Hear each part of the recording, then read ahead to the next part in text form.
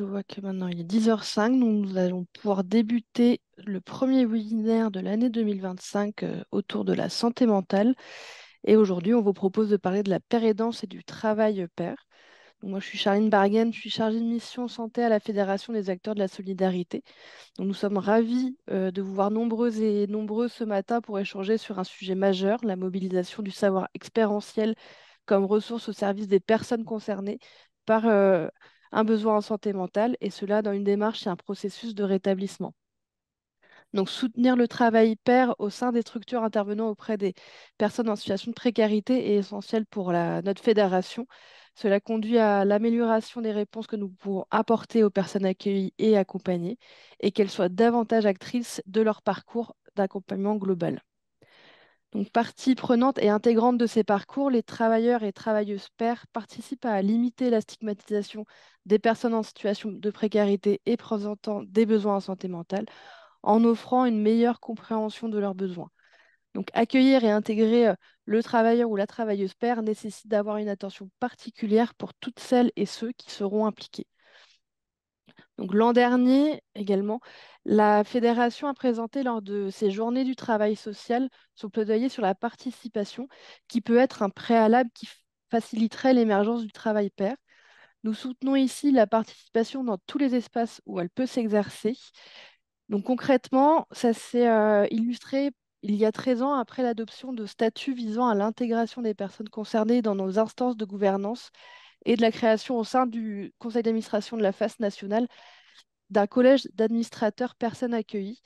Et après ces 13 ans, l'ensemble des FAS régionales ont constitué un collège de personnes concernées. Donc vous retrouverez ce plaidoyer sur notre site internet. Donc, ce webinaire s'inscrit dans un cycle que la FAS a débuté en 2022 avec le soutien de la Direction générale de la santé pour aborder la santé mentale afin de sensibiliser sur les approches de la santé mentale des personnes en situation de précarité et de visibiliser les projets, structures et accompagnements existants. Vous retrouvez d'ailleurs tous les webinaires sur notre chaîne YouTube. Nous tâcherons d'apporter des éléments de compréhension, des outils et ressources saisissables pour participer à l'amélioration des pratiques professionnelles et renforcer les accompagnements en s'appuyant sur la paire aidance, pour qu'à l'issue de ces 2 heures, nous nous quittions avec des éclairages et des pistes pour améliorer nos connaissances. Donc, notre rencontre ce matin va être rythmée en 3 temps. Donc, il y aura une première présentation de Clotilde Hope sur une enquête que la FAS Île-de-France a conduite en 2023. Suivra ensuite l'intervention d'Yves Vancelin, qui est directeur d'Esper Pro, sur la mobilisation du vécu expérientiel, du rôle jusqu'à l'évolution de l'équipe intégrant un professionnel ou une professionnelle pair. D'ailleurs, nous tenons à le remercier d'avoir revu son intervention, car nous vous prions d'excuser l'absence de Philippe Brun, intervenant social et travailleur pair qui devait intervenir ce matin, mais qui a eu un empêchement pour être avec nous. Donc, et la troisième intervention sera le retour d'expérience de 2 professionnels du Chez Soi d'abord de Dijon, donc avec le docteur Claire Maurice, qui est médecin psychiatre, et de Ramon Rimez, j'espère que je n'écorche pas votre nom, qui est médiateur santé pair au sein de Un Chez Soi d'abord à Dijon. Donc, par la suite, Jean-Marc Antoine, qui est coprésident du groupe d'appui national santé, aura la tâche de conclure cette rencontre ce matin. Donc, avant de laisser la parole à ma collègue Clotilde, un petit point technique. Donc, vous avez vu, vous ne pouvez pas intervenir avec vos micros ce matin, mais vous pouvez nous poser vos questions tout au long des interventions, soit par le chat, mais on vous encourage à plutôt utiliser le Q et R, qui est une manière pour nous d'avoir vos questions en direct, où on a la possibilité aussi de répondre par écrit, et tous les intervenants verront vos questions.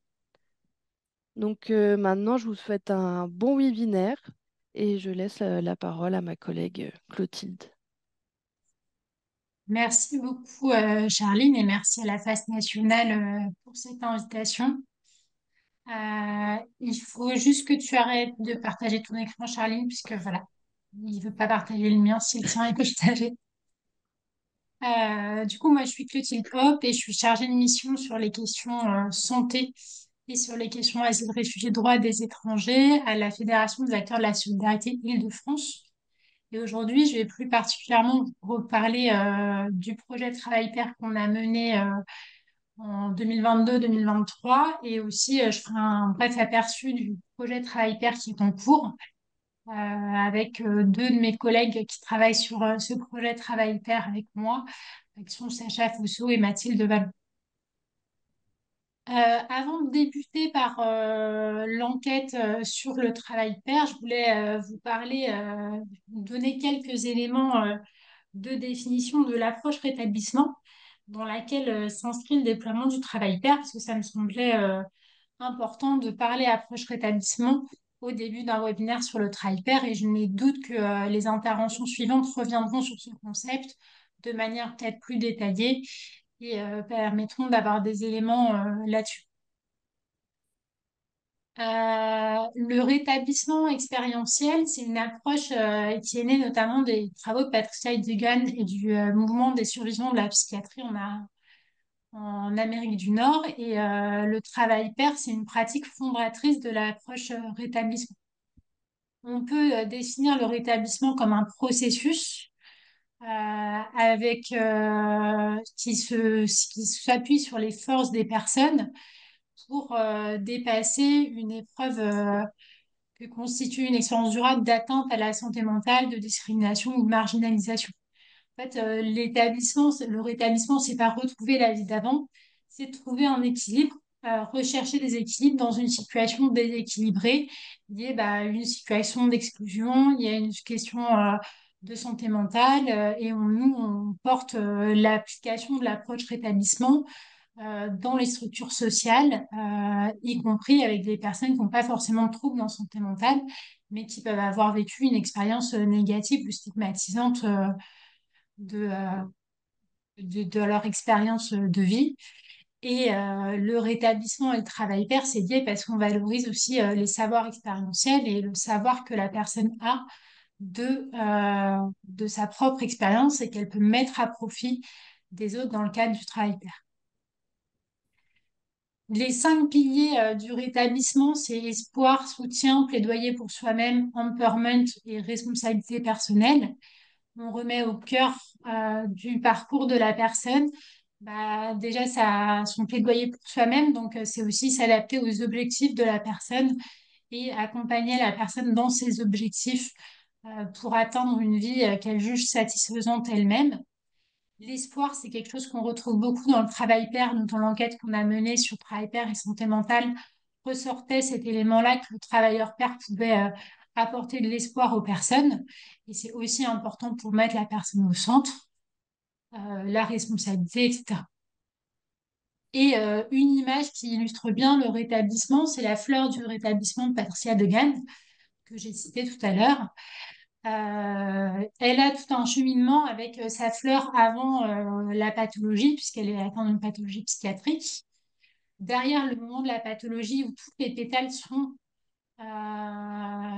éparpillés, etc. Et le rétablissement, où là, les pétales se reviennent. Il y a une pétale, c'est les vulnérabilités, c'est la pathologie.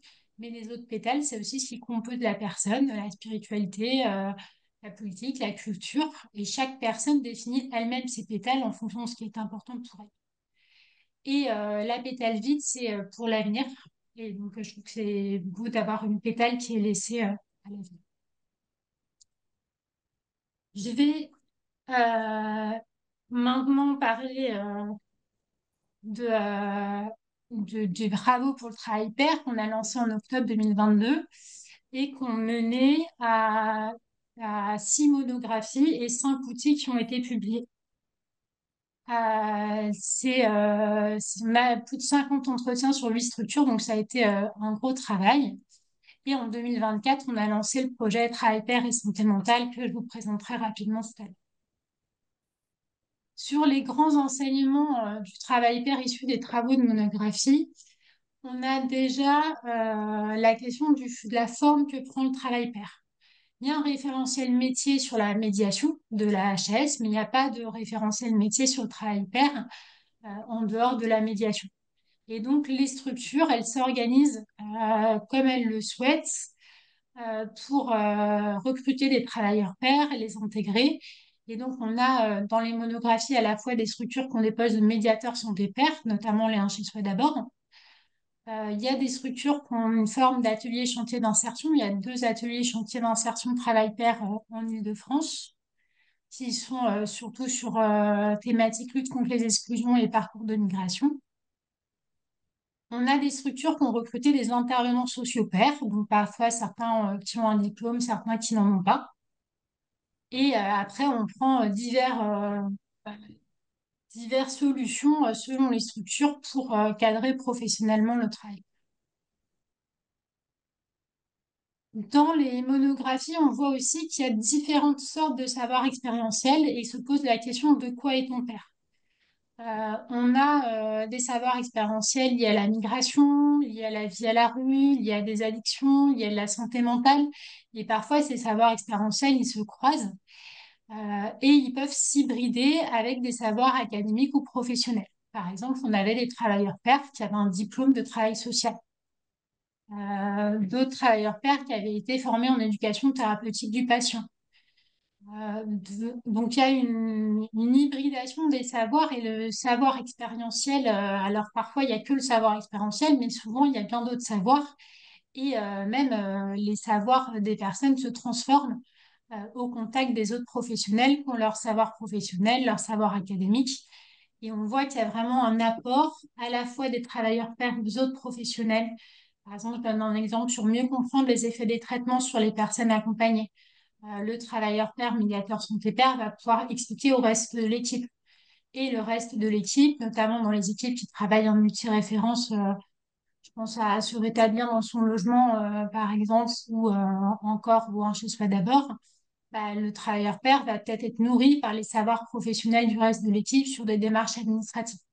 Donc il y a vraiment cette communication des savoirs qui ressort dans le travail. Et aussi, le travail pair, il interroge la juste proximité avec les personnes accueillies ou accompagnées. On a parlé de juste proximité parce que ça semblait plus adapté que distance professionnelle. Et c'est aussi le travail pair, parfois un coup de pied dans la fourmilière pour repenser la manière dont on voit l'accompagnement et la manière dont on voit l'approche des personnes. On a eu la question de la formation qui a été beaucoup débattue dans le groupe de travail entre ceux qui disent bah, un peu le travail pair, le travailleur pair est un diamant brut qu'il ne faudrait pas polisser, d'autres, et y compris des travailleurs pairs qui ont besoin de formation pour faire de l'expérience une compétence. Et du coup, nous, on a décidé, on n'a pas tranché, mais de proposer les formations qui existent parce que c'est aussi une demande des travailleurs et travailleuses pairs d'avoir des formations sur le travail pair. Et donc, c'est de transformer l'expérience en compétences, donner des outils, comment aborder les personnes, comment aussi enfin, comment mobiliser son savoir expérientiel. C'est pas forcément facile ni inné de pouvoir aller dans une relation d'accompagnement et de placer son savoir expérientiel. Et sur l'intégration dans l'équipe, on a fait le constat que la vigilance sur l'intégration des travailleurs pairs et des travailleuses pairs devait être une vigilance globale sur la santé mentale de toutes et tous les salariés. Et qu'il fallait faire attention avec si on a un management protecteur de ne pas être stigmatisant, mais de se dire au contraire que bah, si on met un cadre bienveillant pour les travailleurs et travailleuses pairs, c'est un cadre qui doit aussi s'appliquer aux travailleurs et travailleuses sociaux et sociales. Ce qui pose question, par exemple, sur le temps de travail, où les travailleurs pairs ayant une RQTH sont à mi-temps et les travailleurs sociaux n'ont pas forcément l'opportunité d'être à mi-temps. Enfin, ça pose des questions, mais ça réinterroge aussi beaucoup les équipes. Et du coup, on a fait 5 outils, un sur travail pair et rétablissement, dans lequel on a mentionné des outils d'autosupport. J'ai parlé peu de travail pair et santé mentale avant, donc je vais en parler là un peu des résultats de l'enquête qu'on a menée. C'est déjà la notion d'espoir que j'ai citée tout à l'heure, la notion de médiation en santé pour les médiateurs santé pair sur l'effet des médicaments, etc. Aussi, un effet de reconnaître le savoir expérientiel, c'est reconnaître aussi la place des personnes accompagnées. Il y a enfin, toutes les monographies traitent de la question de la santé mentale comme état de santé globale. de bien-être global, comme le définit l'OMS. On a une fiche sur concevoir en équipe l'accueil d'un travailleur pair, une fiche sur la place dans l'équipe, une fiche sur la formation et l'accompagnement à l'évolution professionnelle, et une fiche sur confidentialité et secret professionnel, parce que c'est ressorti dans les groupes et qu'il apparaît important de ne pas considérer que le travailleur pair ou la travailleuse pair serait moins apte à respecter le secret professionnel et aussi de ne pas imposer aux travailleurs pairs de dire tout ce que les personnes leur disent en dehors des situations d'urgence parce on ne l'impose pas aux autres professionnels. Et pour finir, je vais parler 30 secondes, je suis déjà en retard, du projet qu'on a sur santé mentale et travail pair en partenariat avec l'organisme de formation Alpha Psy. C'est un projet qui vise l'implémentation de l'approche rétablissement expérientiel par le biais du travail pair. Et on accompagne 5 structures par an en 2025 et 2026. Et il reste une place disponible pour une structure. Donc, je passe le message. Si votre structure est intéressée pour développer le travail pair après ce webinaire, vous pouvez me contacter et je pourrez me contacter et on pourra entrer en lien pour éventuellement vous permettre d'intégrer le programme. Il faut juste aller vite puisque le temps file, mais en tout cas, il nous reste une place disponible. Et il y aura un accompagnement par des formations. Donc l'idée, c'est pas que votre projet de travail pair soit déjà ficelé, c'est aussi dans l'accompagnement que de le ficeler. Des formations sur l'accueil d'un travailleur pair avec Alpha Psy, sur l'approche rétablissement, mais également un accompagnement avec de la régulation d'équipe, des travail sur les fiches de poste, etc. Voilà. Et je laisse les questions et j'espère que j'ai pas trop explosé mon temps. Non, merci beaucoup, Clotilde. Pour le moment, je n'ai pas vu de questions. Est-ce que vous en avez? N'hésitez pas à les poser dans le QR ou directement dans le chat. D'ailleurs, Est-ce que tu as pu mettre sur le chat l'appel à manifestation d'intérêt et le guide des PSMLE? complètement. Donc, vous pouvez, comme disait Clotilde, hein, déposer un dossier par rapport dans le cadre de l'AMI. Euh, Les dates mentionnées sont passées, mais il reste une place, donc il n'y a pas de souci si les dates sont d'accord. pas les bonnes, puisque les dates étaient jusqu'à janvier. Mais il n'y a pas de souci.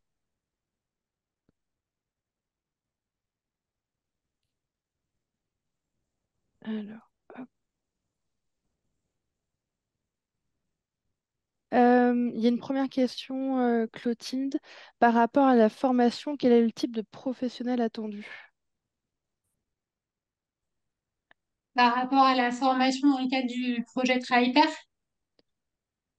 Il me semble, si vous voulez préciser, Madame Xavier,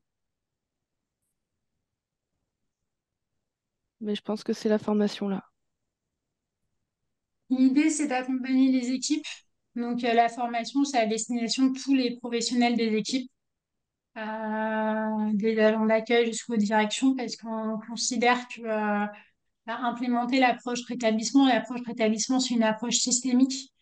Et donc, on ne peut pas faire l'approche rétablissement si on n'a pas tout le monde dans les formations. Donc, c'est vraiment adapté à tous les professionnels et que ce soit aussi des temps d'équipe et de réflexion en interne.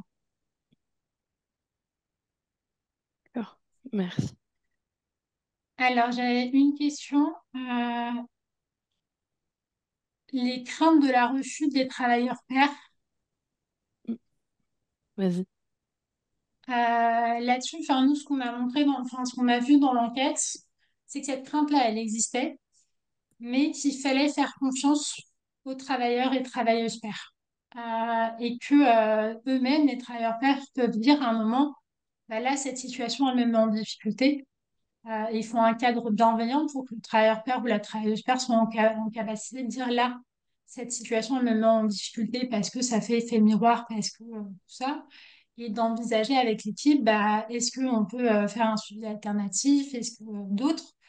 Et après, faut pas oublier que les travailleurs pairs, notamment ceux qui vivent avec un trouble psychique, vivent avec un trouble psychique et qu'ils soient travailleurs ou pas, parfois il y a des arrêts de travail. Ça, dans une structure sur laquelle on était en train d'enquêter, où les travailleurs pairs étaient en arrêt de travail, mais c'est aussi du travail, d'être en arrêt de travail et d'avoir besoin d'un moment. Et ça ne veut pas dire que forcément il y a une rechute.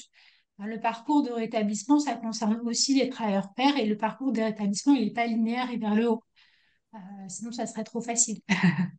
Le parcours de rétablissement, c'est aussi à des moments d'avoir un moment de moins bien, d'avoir un moment où on gère moins bien ses troubles.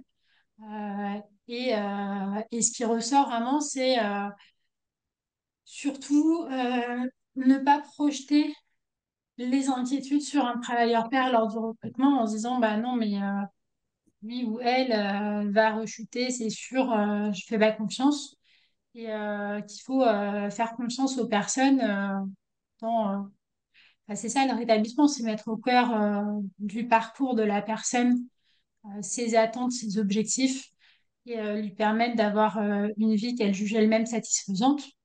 Et donc, si on est dans une approche rétablissement, on est aussi dans l'approche de dire, OK, la personne, elle vient avec ses vulnérabilités, mais comme on le voit sur la fleur de Patricia Dugan, la vulnérabilité, c'est qu'un pétale, c'est pas tout. Et du coup, on fait confiance à la personne et si elle se sent capable de travailler, il faut tenter le pari et lui faire confiance pour qu'elle puisse dire à un moment, là, c'est compliqué. Euh, et voilà. Merci Clotilde.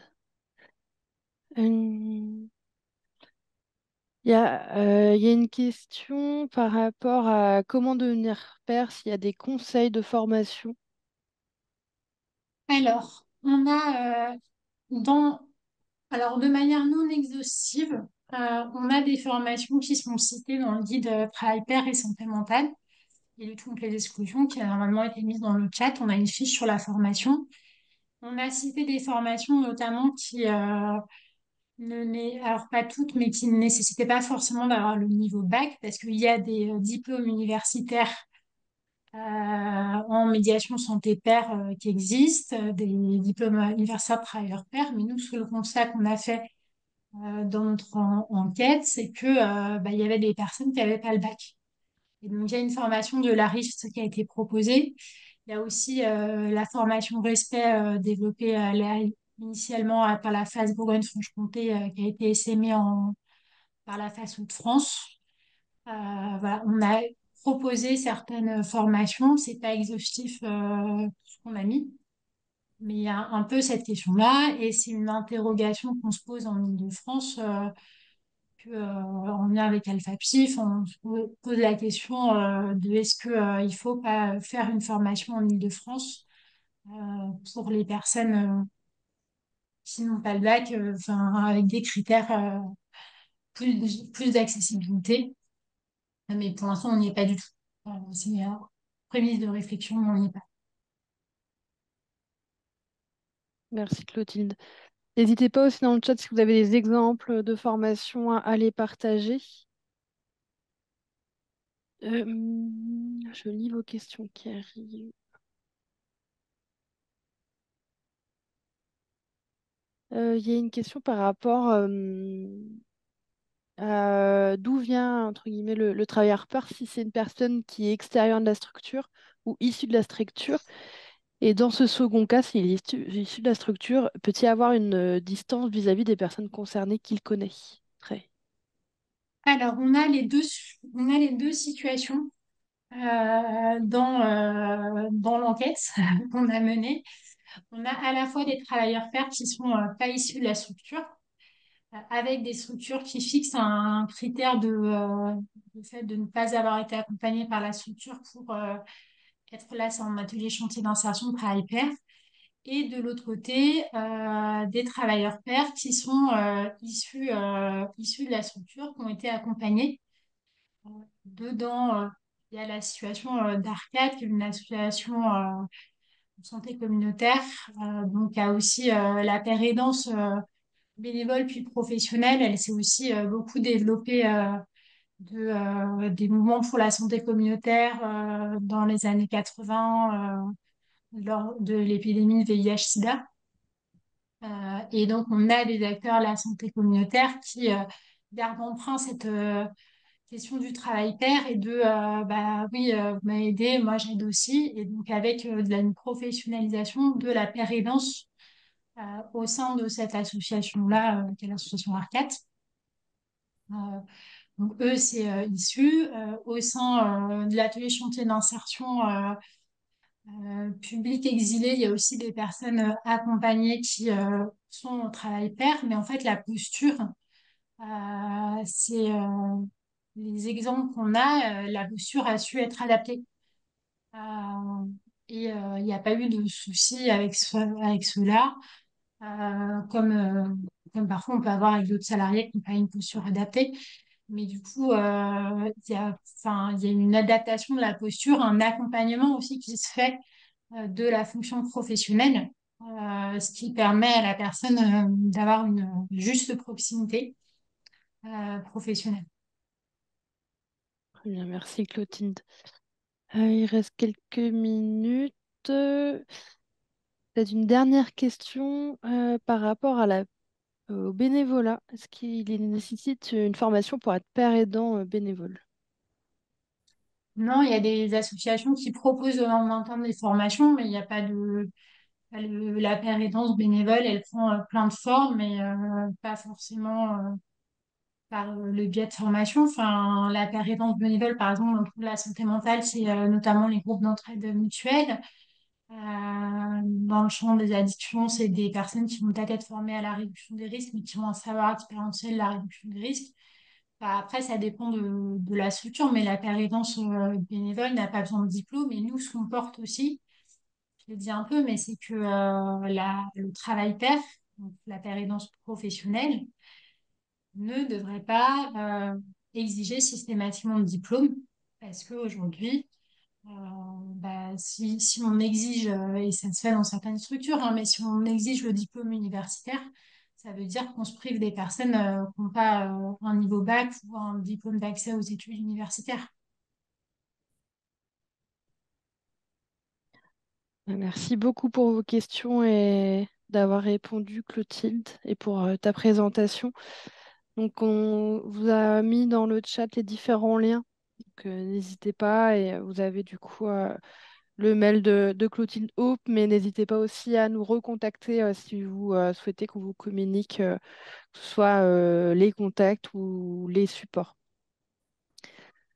Donc, encore merci Clotilde et bravo pour tous ces travaux que vous avez faits avec vos adhérents et vos partenaires. Donc, il y a une question qui est restée, mais je trouvais qu'elle menait bien la deuxième séquence. Donc, Monsieur Bancelin s'est connecté entre-temps où je vous ai peut-être pas vu. Donc, où ça sera la question de comment le vécu expérientiel peut-il être un outil au service des personnes et faciliter le parcours de rétablissement.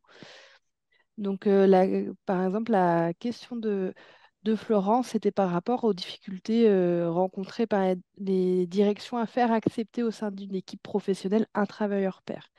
Donc, du coup, je trouvais, pourquoi pas, de garder la réponse de Florence, qui trouvera peut-être des éléments à votre intervention, Yves, ou en tout cas, voilà, on vous répondra plus tard, Florence.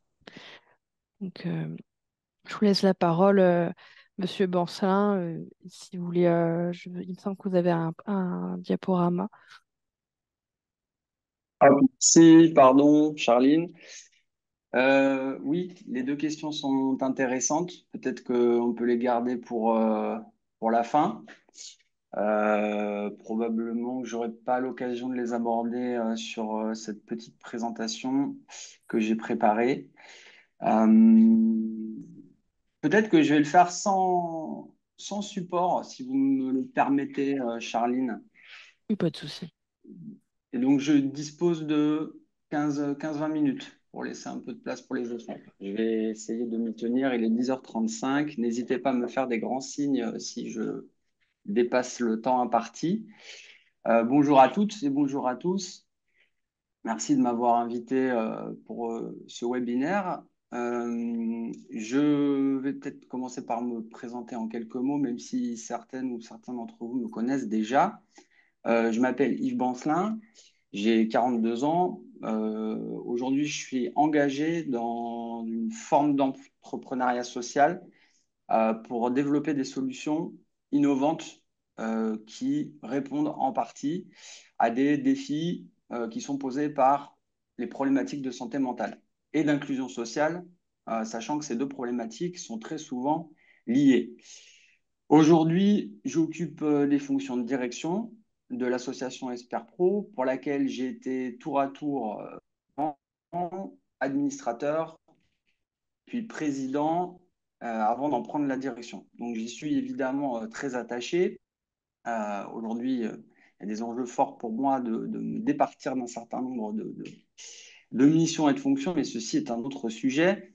En tout cas, avant de commencer, il me semblait important, en vous entendant, c'est une idée qui m'est venue, peut-être de préciser que les informations que je vais vous partager se feront à la lumière d'un concept selon lequel la santé mentale fait partie d'un tout, fait partie de la santé globale.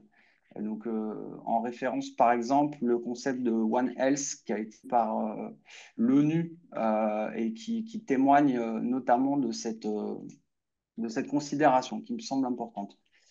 Pour dire deux mots d'Esper Pro, pour vous situer un petit peu le cadre de mon travail et ce que nous faisons. Le budget de fonctionnement d'Esper Pro, c'est environ 1 million d'euros. On s'appuie sur 31 salariés, 110 bénévoles et on a été reconnu l'année dernière d'intérêt général à travers un modèle assez original de préparation à l'emploi, de formation puis d'accompagnement dans l'emploi des travailleurs pairs. L'organisation de l'association, c'est une unité de pratique qu'on a fondée explicitement sur les 5 principes du rétablissement. Le deuxième axe consiste à professionnaliser. Alors, peut-être qu'on pourra prendre du temps pour réfléchir à ce que signifie dans notre environnement professionnalisé et faire reconnaître un nouveau métier sur le plan institutionnel qui contribue, vous le savez probablement, au cadre de modernisation de l'évolution du système de santé, en particulier en santé mentale. Et puis le troisième axe, c'est contribuer au changement de regard et au changement de représentation sociale, notamment sur les problématiques de santé mentale. Peut-être que c'est important aussi pour moi de vous préciser le sens, le moteur de ma démarche. Ce moteur, il est à chercher du côté de mon histoire personnelle. De la manière, certains d'entre vous connaissent déjà, donc je ne vais pas m'étendre, mais en gros, j'ai eu des difficultés assez tôt dans mon développement personnel. J'ai été confronté à des difficultés d'apprentissage, à des gros problèmes sociaux, à des problèmes psychologiques qui m'ont transmis finalement des valeurs fortes comme l'humilité ou le dépassement de soi. Et ce parcours m'a également permis de comprendre, dans une certaine mesure, ce que traversent les publics avec lesquels on travaille. Et c'est la découverte de la paire aidance en 2011 qui m'a permis de trouver un nouveau sens à ma vie et puis à mon parcours professionnel.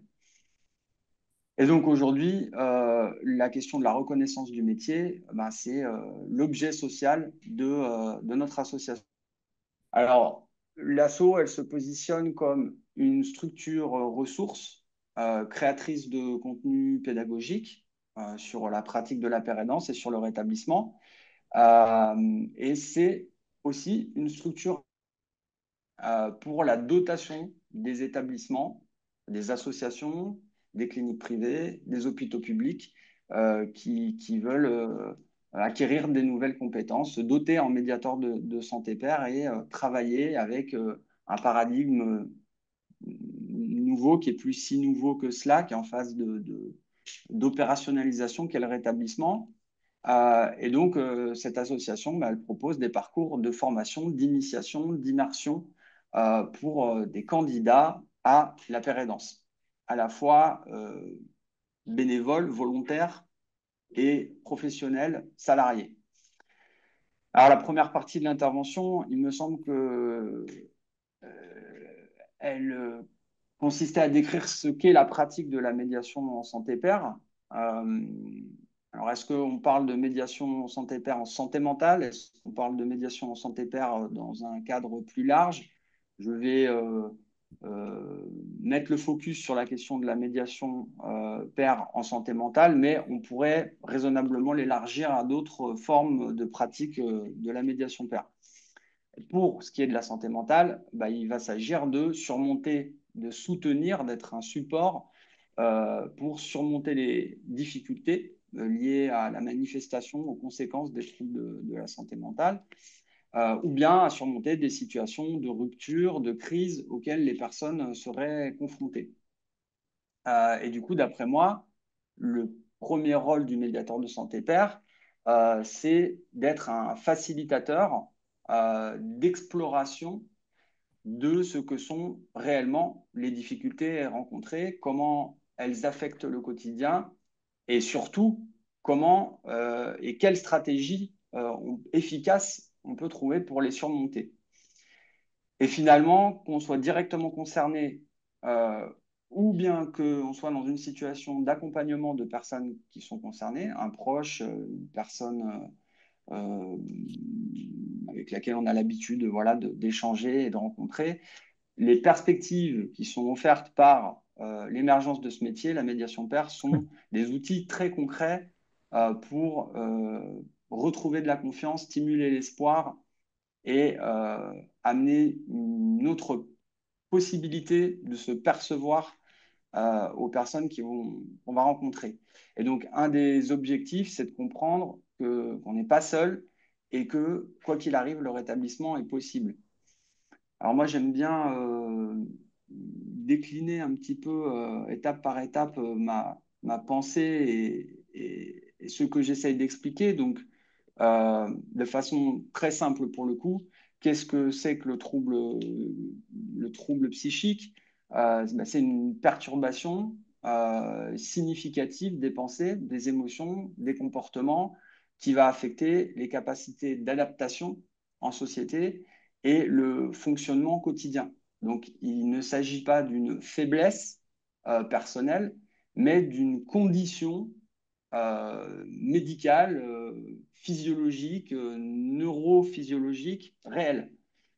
Une fois qu'on a décrit ce que c'est intéressant de se poser la question de quel impact. Donc, la manifestation de ces troubles, en quoi est-ce qu'elle consiste? Bah, ça va se manifester par des difficultés d'adaptation, une altération de la cognition sociale, c'est-à-dire de la capacité à se mettre en relation avec autrui. Bien souvent, ça va engendrer des problèmes d'estime de soi et des difficultés de façon générale dans l'interaction avec les autres et donc dans l'altérité, c'est-à-dire la manière dont je me reconnais à travers l'autre et ce qu'il m'apporte. Et d'après moi, c'est une des conséquences les plus lourdes, les plus difficiles à surmonter, la question de la perception de soi. Parce que ces difficultés, euh, ces obstacles à l'affirmation de soi et à l'adaptation de ses comportements vont influencer de manière très profonde la manière dont on s'évalue et donc la manière dont on se perçoit, dont on se compare aux autres et dont on se projette. Et donc, il y a souvent des distorsions à cet endroit et le médiateur de santé pair va être un point d'appui, un miroir, un reflet, une mire, parfois simplement un escabeau pour pouvoir soutenir le développement de ces projets. Euh, D'après moi, il y a 4 gros axes d'intervention intéressants en fait à explorer pour le médiateur, sachant que chaque médiateur de santé a sa pratique, a sa manière de se positionner dans la relation. Chacun a une identité, une bien spécifiques, avec des qualités qui varient. Et donc, voilà, chaque médiateur va amener des choses différentes en fonction de la personne à laquelle il est confronté et puis de ce qui fait son socle de connaissances expérientielles et puis plus académiques. Mais donc, il y a quatre fonctions qui me semblent être des fonctions clés. Euh, Soutenir ou aider à la rupture avec l'isolement social, parce que on le sait, hein, les troubles psychologiques entraînent souvent du repli, donc une diminution progressive des contacts sociaux en renforçant le sentiment de solitude, d'inadaptation et souvent l'incompréhension qui peut aller avec de ce qui se passe autour de soi. Donc il y a quelque chose qui est très important à cet endroit. Et d'ailleurs, on avait l'habitude de se dire avec un de mes collègues MSP dans le service du professeur Lançon à la PHM que juste être là et se rendre disponible, juste envoyer le message que l'on peut se rendre disponible, c'est déjà pas mal finalement.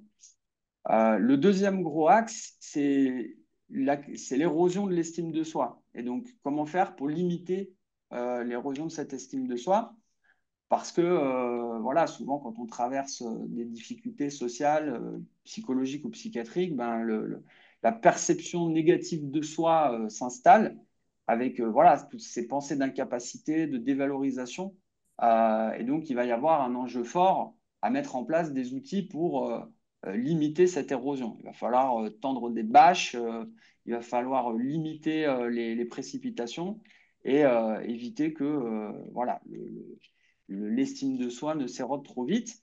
Et puis, les deux derniers, soutenir la gestion de la quotidienneté, parce que quand on se sent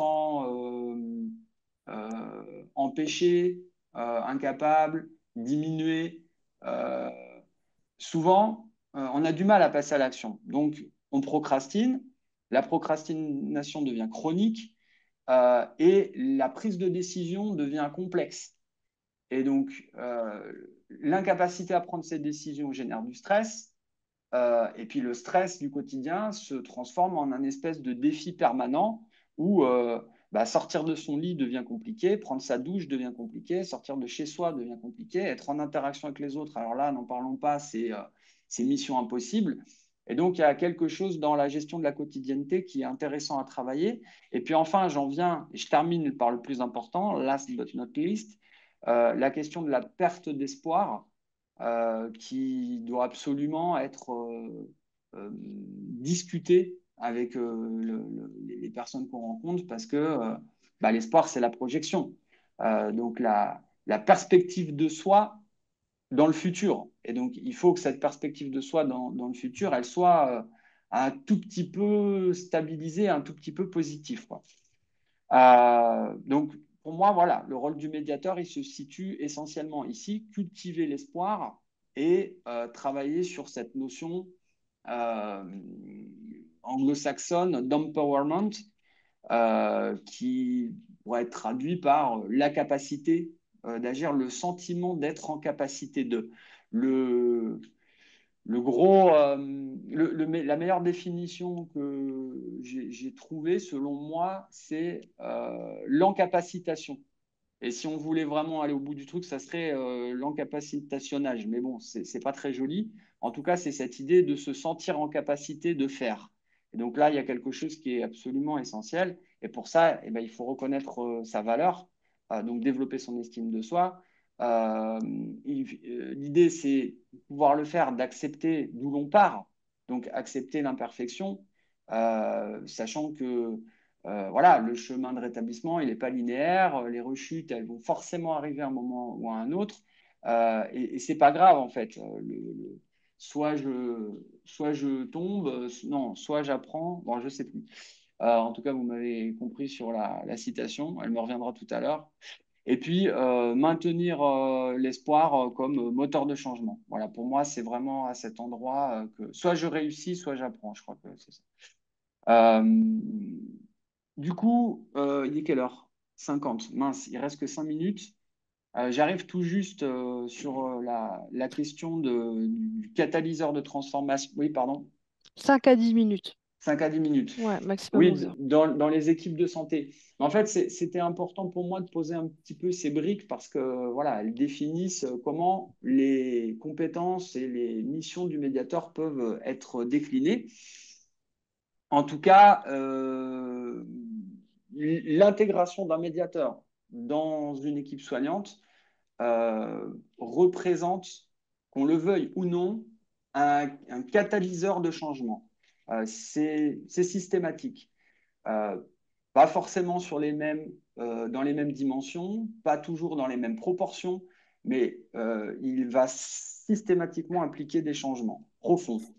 Et donc, cette nouvelle dynamique va transformer non seulement les pratiques individuelles, mais également la culture de travail de l'équipe ou de l'association.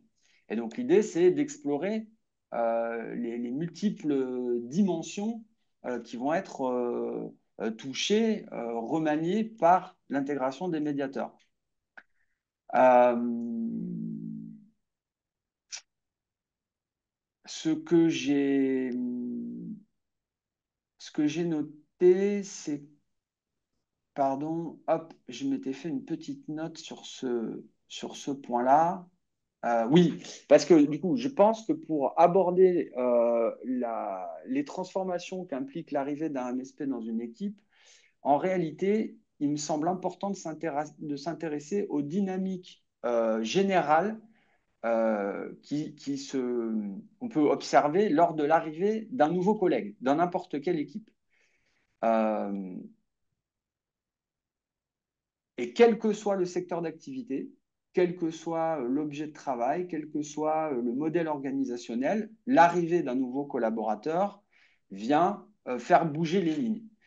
Euh, Chaque membre dans une équipe, chaque collaborateur a un rôle bien défini. Et à l'arrivée d'un nouveau collègue, il va forcément y avoir une redistribution des tâches. Peut-être pas immédiatement, mais cette nouvelle interaction fait bouger la dynamique globale de l'équipe, vient pas bousculer, mais simplement interférer, sans que ce soit forcément négatif, dans les relations interpersonnelles, les enjeux. Et donc, voilà, il y a des choses qui vont bouger. Le médiateur en particulier l'arrivée d'un médiateur peut entraîner des ajustements dans les relations hiérarchiques et les circuits de communication, dans le sens où, en particulier dans le secteur de la santé, on sait que la responsabilité médicale est de mise, mais à l'arrivée d'un expert d'expérience qui a donc un vécu dans sa chair de l'expérience d'une bouffée délirante ou d'une crise maniaque, va amener des informations qui vont être à confronter aux expertises médicales. Et donc, le médiateur, il va devenir une référence sur un certain nombre de choses qu'il faut définir avec l'équipe pour qu'il n'y ait pas de tension dans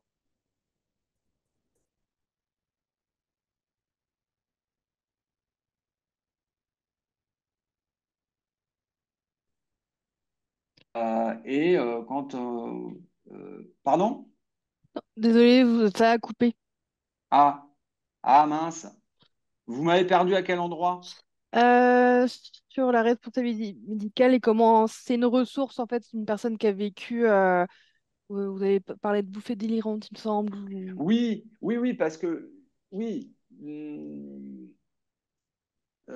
A priori, dans une équipe médico-sociale, sur la question de la maladie et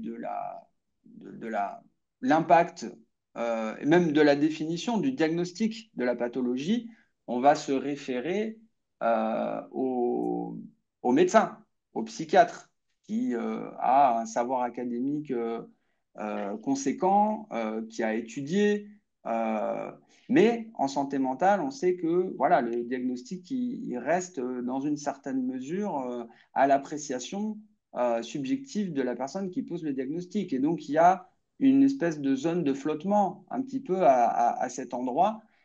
Et donc, l'expert d'expérience qui a traversé la difficulté, la maladie, le trouble ou la symptomatologie dont on parle, bah, dispose d'un savoir qui va,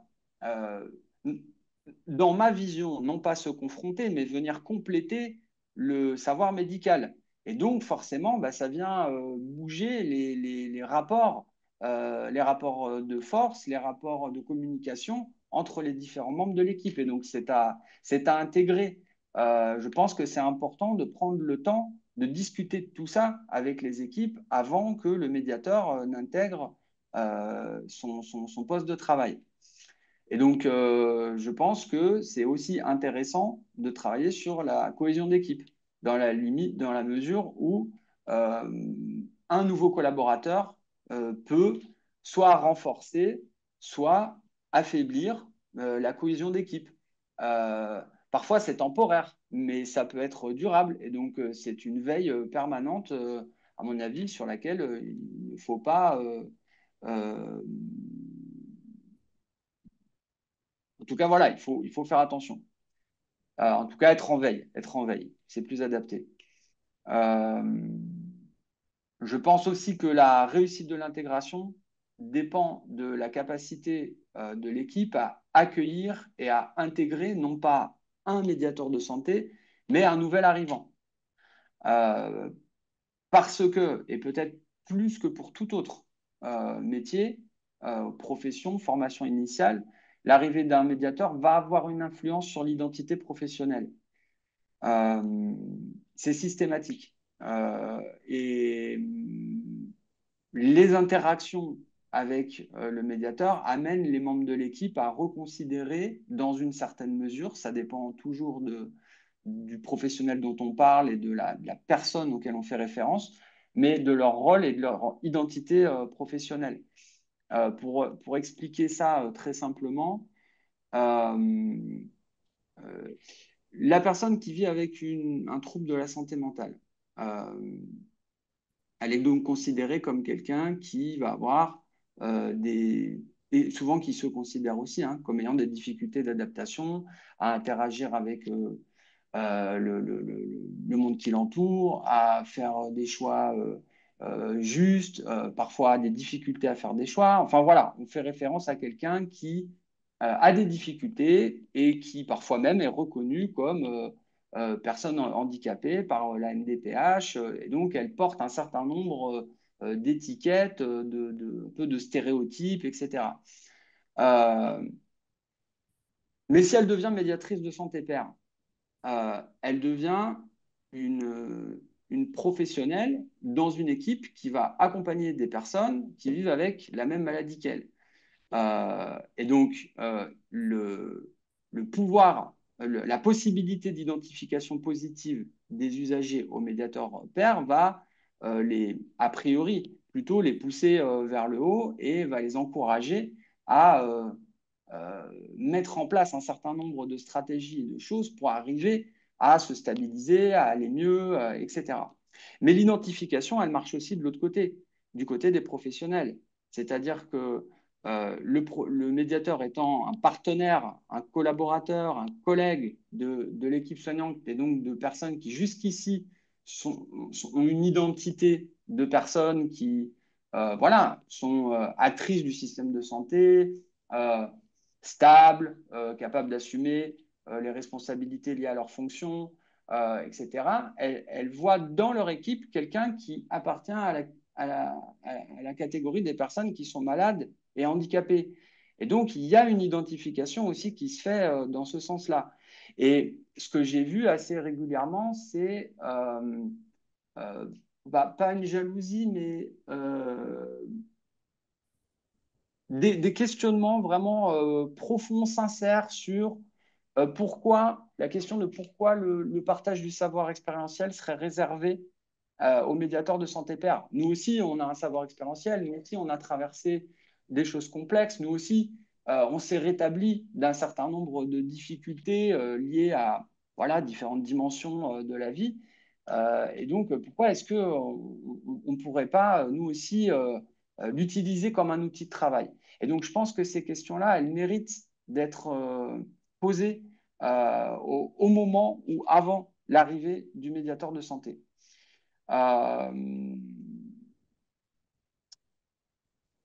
Après, pour moi, de façon générale, l'arrivée d'un nouveau collègue, c'est toujours un enrichissement des compétences d'une équipe. Et donc, de la même façon qu'un travailleur social amènerait une vision un peu différente de celle des psychologues, des infirmiers ou des médecins d'une équipe médico-sociale, un médiateur, il vient amener des compétences spécifiques en matière de soutien par les pairs, de réduction des risques, de médiation, de promotion, de sensibilisation en santé, de formation sur le rétablissement. Et donc, je pense que c'est là-dessus qu'il est intéressant de mettre le focus et qu'il est aussi important et nécessaire de définir euh, quel va être son secteur, son cadre d'intervention. Euh, voilà, j'avais préparé deux, trois autres petites choses, mais je pense que je peux m'arrêter ici. Oui, bon, en gros, j'avais fait un petit schéma pour expliquer le changement de paradigme du modèle médical vers le concept de rétablissement. Ceci implique des nouvelles perceptions, des usagers notamment comme acteurs du système de santé, alors à différents niveaux, hein, sur l'évaluation de ces dispositifs de santé, leur évolution, mais aussi dans la définition des priorités, des politiques publiques et tout un tas d'autres euh, cadres dans lesquels ils peuvent apporter leur savoir. Donc ces nouvelles perceptions amènent une transformation des méthodes de travail, notamment en intégrant le savoir expérientiel, et donc ceci implique une adaptation des équipes et une réflexivité professionnelle peut-être un peu différente de manière à, voilà, à intégrer, à s'accommoder avec ces nouvelles dimensions, ces nouvelles compétences et ces nouvelles identités professionnelles. Voilà. Merci. Merci beaucoup, Yves, à vous. Pour revenir à la question qu'on a fait en introduction de votre intervention, je ne sais pas si, donc la question de Florence Moritz, pardon, par rapport au risque de difficulté d'acceptation en lien avec la formation, les compétences et le diplôme. Donc est-ce que vous voyez une fréquence par rapport à ça? Alors, pardon, est-ce que vous pouvez me reformuler la question, Pas de souci. s'il vous plaît? Sur la difficulté rencontrée donc, par une direction à faire accepter au sein d'une équipe professionnelle un travailleur pair pour des questions de formation, de diplôme. Et là, c'était par rapport, donc ça, c'est quelque chose que la personne qui posait la question a vécu, rencontré. Donc c'était pour savoir la fréquence de cette problématique. Est-ce que vous voyez au sein de La fréquence votre de ces action, problématiques. ouais, Ouais. la déchéance par rapport à la formation au Euh, diplôme?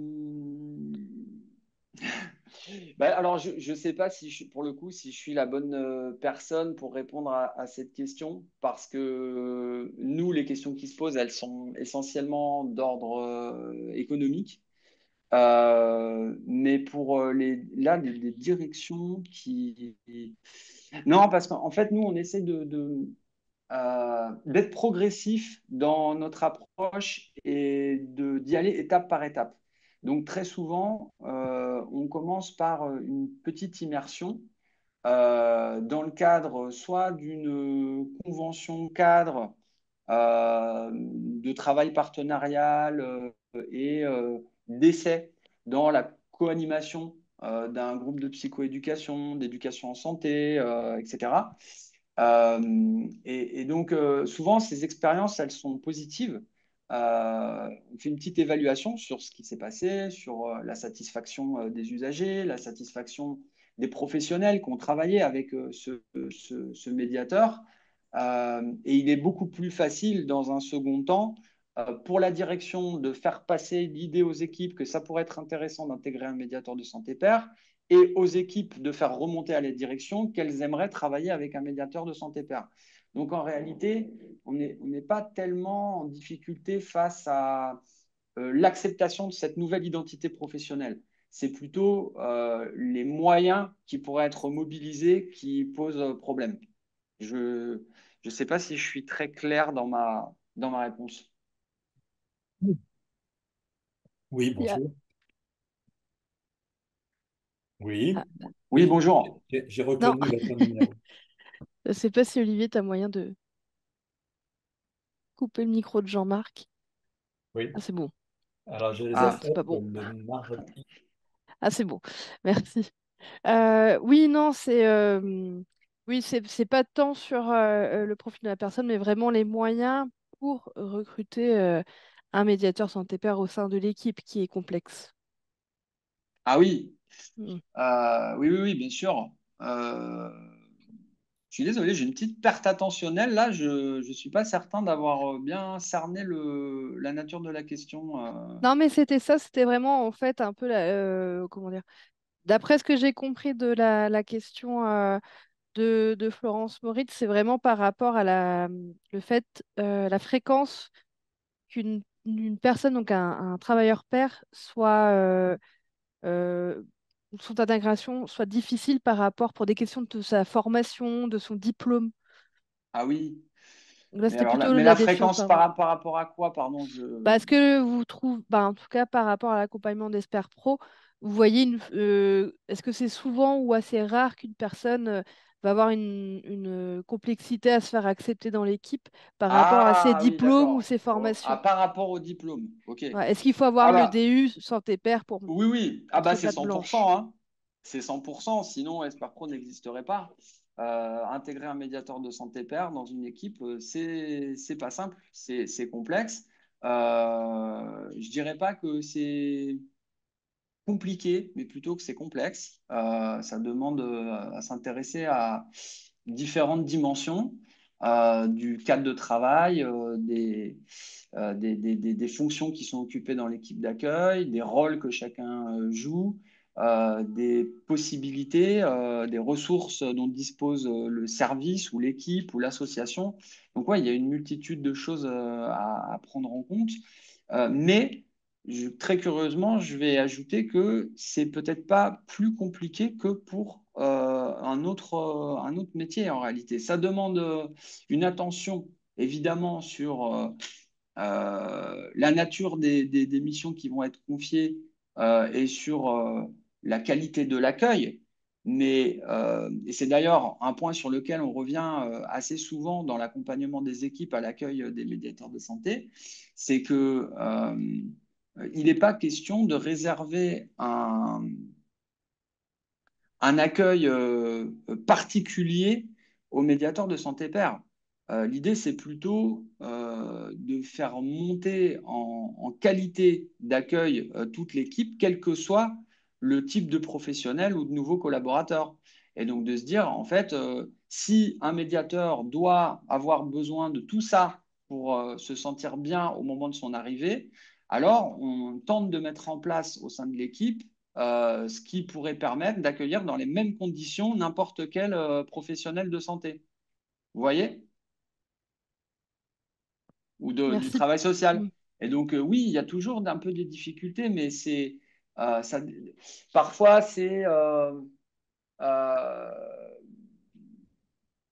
parce qu'il il y a tout profil de médiateur de santé pair. On a des médiateurs qui sont très terrain, avec une très bonne connaissance des ressources locales, des difficultés rencontrées en lien avec les administrations, ou bien de l'usage des traitements, et puis d'autres qui vont avoir une capacité à aller chercher de l'information euh, scientifique pour expliciter des concepts, des modèles, etc., qui va être très bonne.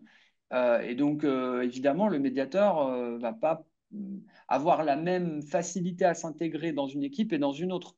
Typiquement, si on parle d'un dispositif un chez soi d'abord, les missions ne sont pas les mêmes que dans un centre expert bipolaire, par exemple. Et donc, c'est ça qui est intéressant, c'est de calibrer aussi la mission et les fonctions qu'on va confier, qui vont être occupées par le médiateur avec bah, son histoire, son parcours professionnel, etc. Parce que c'est ça aussi qui est intéressant, c'est que euh, les compétences du médiateur de santé père ne reposent pas, ou du père aidant, ne reposent pas uniquement sur son savoir expérientiel. Il repose aussi sur une identité, des valeurs et puis des compétences professionnelles qu'il aurait acquis dans d'autres métiers, dans d'autres missions professionnelles. Et c'est particulièrement intéressant. En tout cas, nous, on trouve beaucoup d'intérêt à travailler ces questions-là et à faire de sorte que la mission soit vraiment ajustée au médiateur pair. Et donc ça demande à travailler en étroite collaboration avec les coordinations, les chefferies de service, les directions d'établissement pour leur faire mesurer un peu tous ces enjeux. Et puis, dont souvent d'ailleurs, ils sont conscients, c'est juste qu'ils n'ont pas le temps et les moyens de s'y atteler. Et donc, c'est intéressant d'être coopératif sur toutes ces questions-là. Mais je sais que euh, ailleurs ou dans d'autres régions, oui, bien sûr, il y a des médiateurs qui qui rencontrent beaucoup de difficultés à s'intégrer dans des équipes qui euh, peut-être n'ont pas parfaitement compris ce qu'était un père aidant, quel rôle et quelle fonction il pouvait jouer. Moi, je pense que c'est essentiellement une histoire d'information et de compréhension du contexte et du rôle qui pose les problèmes. Quand on explicite, quand on prend le temps, mais voilà, c'est le mal de ce siècle, on manque de temps tout le temps. Et c'est dramatique, mais si on prend le temps de se dire les choses, de débroussailler, d'exprimer les craintes, d'exprimer ce qui pourrait être une tension, et puis voilà, d'en parler, de le partager. euh, Très souvent, les peurs ne sont que des anticipations, des projections négatives.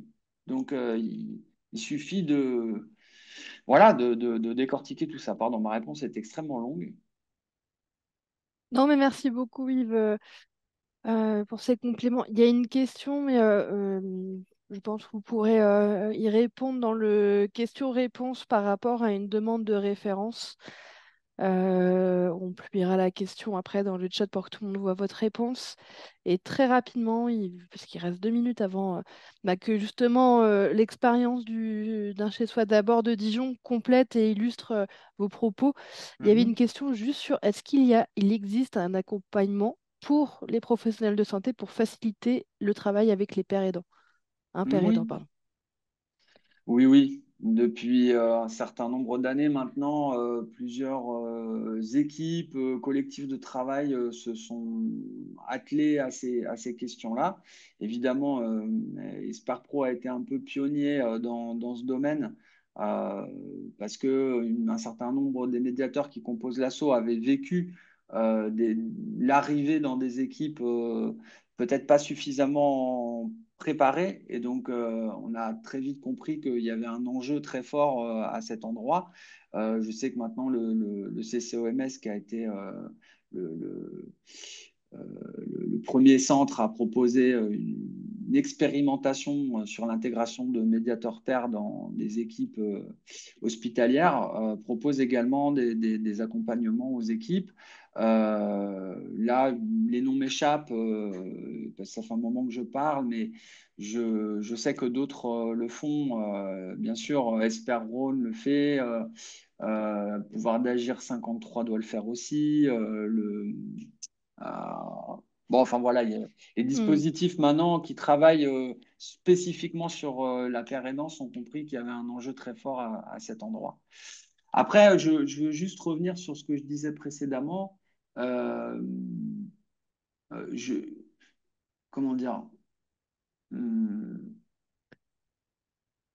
Oui, si, Oui. il y a des difficultés systématiques, mais non, mais ça va, j'ai dit ce que j'avais à dire, pardon.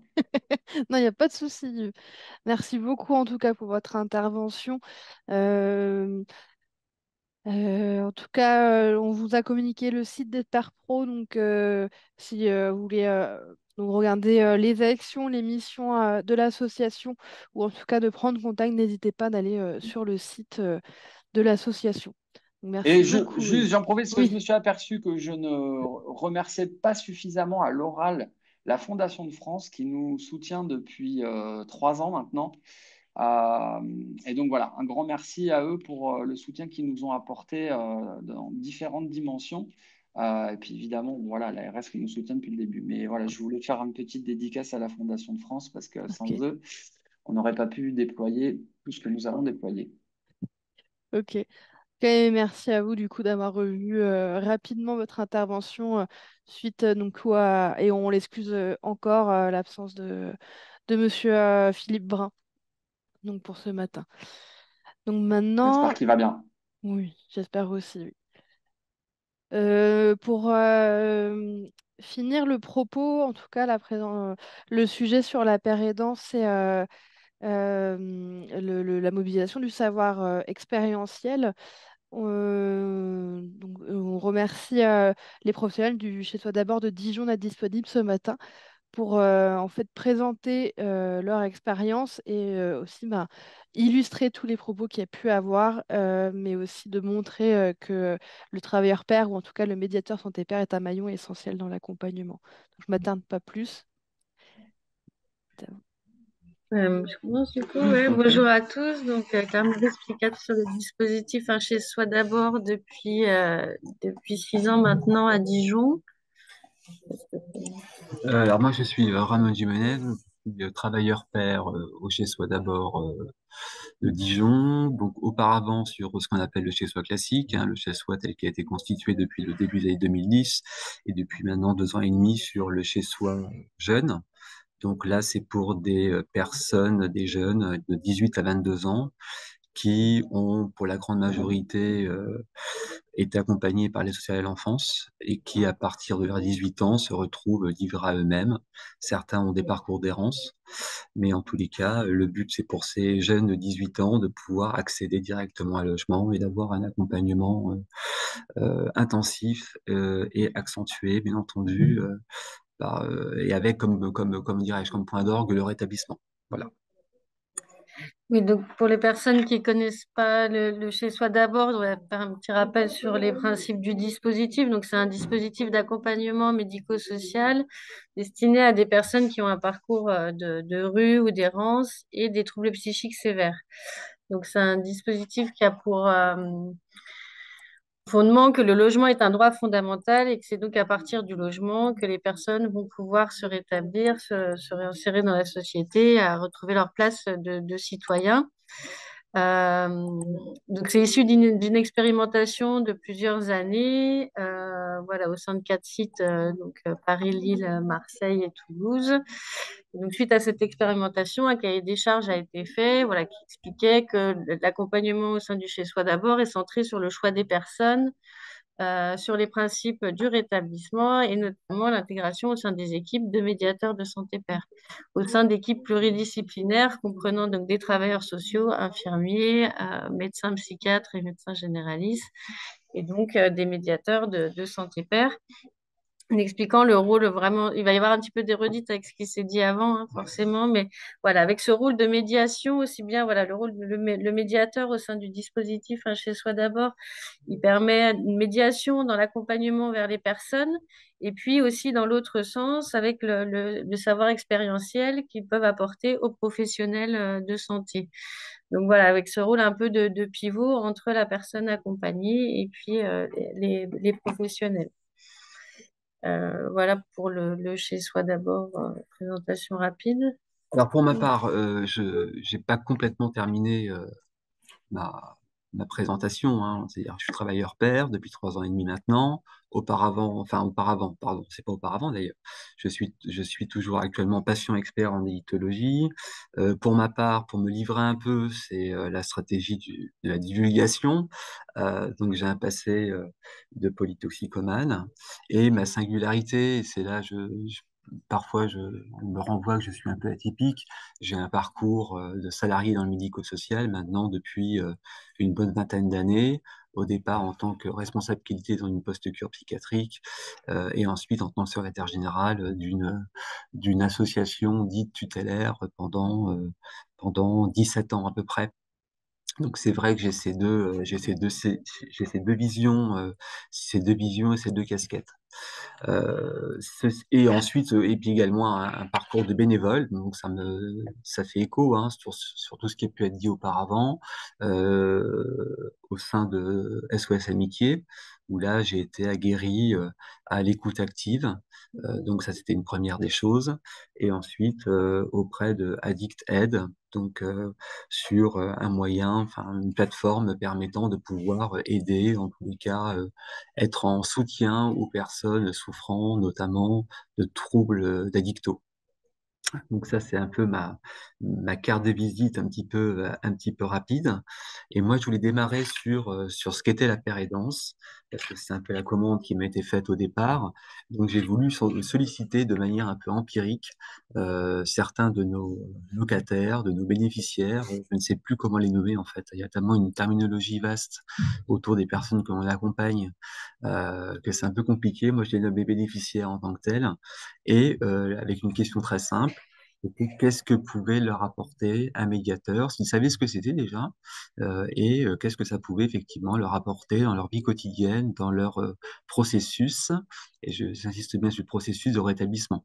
À titre d'exemple, moi, je me considère pas complètement rétabli, je suis souvent sur une corde raide, donc j'essaie de faire le mieux que je peux, notamment sur mes polyaddictions, où je suis entouré, baigné par une société, par des gens, et je vis pas en vase clos. Effectivement, tout ça c'est présent. Et comment je fais au quotidien pour que mon établissement puisse continuer et faire face et faire vœu de résilience parfois. Donc les choses qui m'ont été rapportées par les bénéficiaires concernés, pour vous le dire, moi je pense que c'est eux qui déterminent le mieux ce qu'est un médiateur et ce que ça peut incarner, apporter. Ce sont l'espoir. Pour moi, c'est une donnée effectivement importante, l'espoir dans le sens où le rétablissement est possible, ou faire autrement est possible, être dans un projet, dans un processus, c'est possible, le droit de se casser la figure, c'est possible, le droit de se relever est possible et parfois essentiel, et il faut tirer de ce que certains nomment ces erreurs, leurs erreurs, en tous les cas, quelque chose qui soit de l'ordre du positif. Une erreur n'est jamais négative, tout comme la crise d'ailleurs. De la crise renaît quelque chose. Ensuite, une présence qui rassure, c'est quelque chose qui est revenu à plusieurs reprises, c'est-à-dire quelqu'un qui n'a pas une étiquette de médecin, qui n'a pas une étiquette de travailleur social, qui n'a pas une étiquette institutionnelle, et qui soit là dans une stratégie plutôt de bienveillance et d'écoute active. Ensuite, on a un autre point qui est quelqu'un qui peut nous comprendre et qui soit authentique. Et là, ça rejoint effectivement de la manière dont on se divulgue, de la manière dont on fait part de notre expérience, de nos savoirs expérientiels, et de dire voilà que nous avons un chemin qui soit non pas tant similaire, parce que notre histoire elle est singulière, bien entendu, notre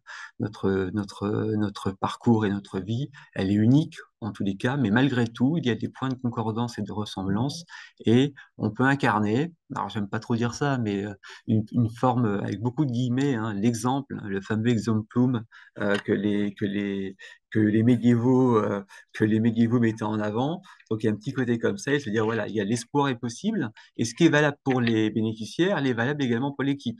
L'équipe peut se dire à un moment donné, on peut voir effectivement que les choses sont possibles et qu'il ne faut pas tomber dans une forme de déterminisme, en tous les cas, comme quoi il y aurait une espèce de continuum déterministe où tu es né comme ça, tu es comme ça, tu resteras comme ça.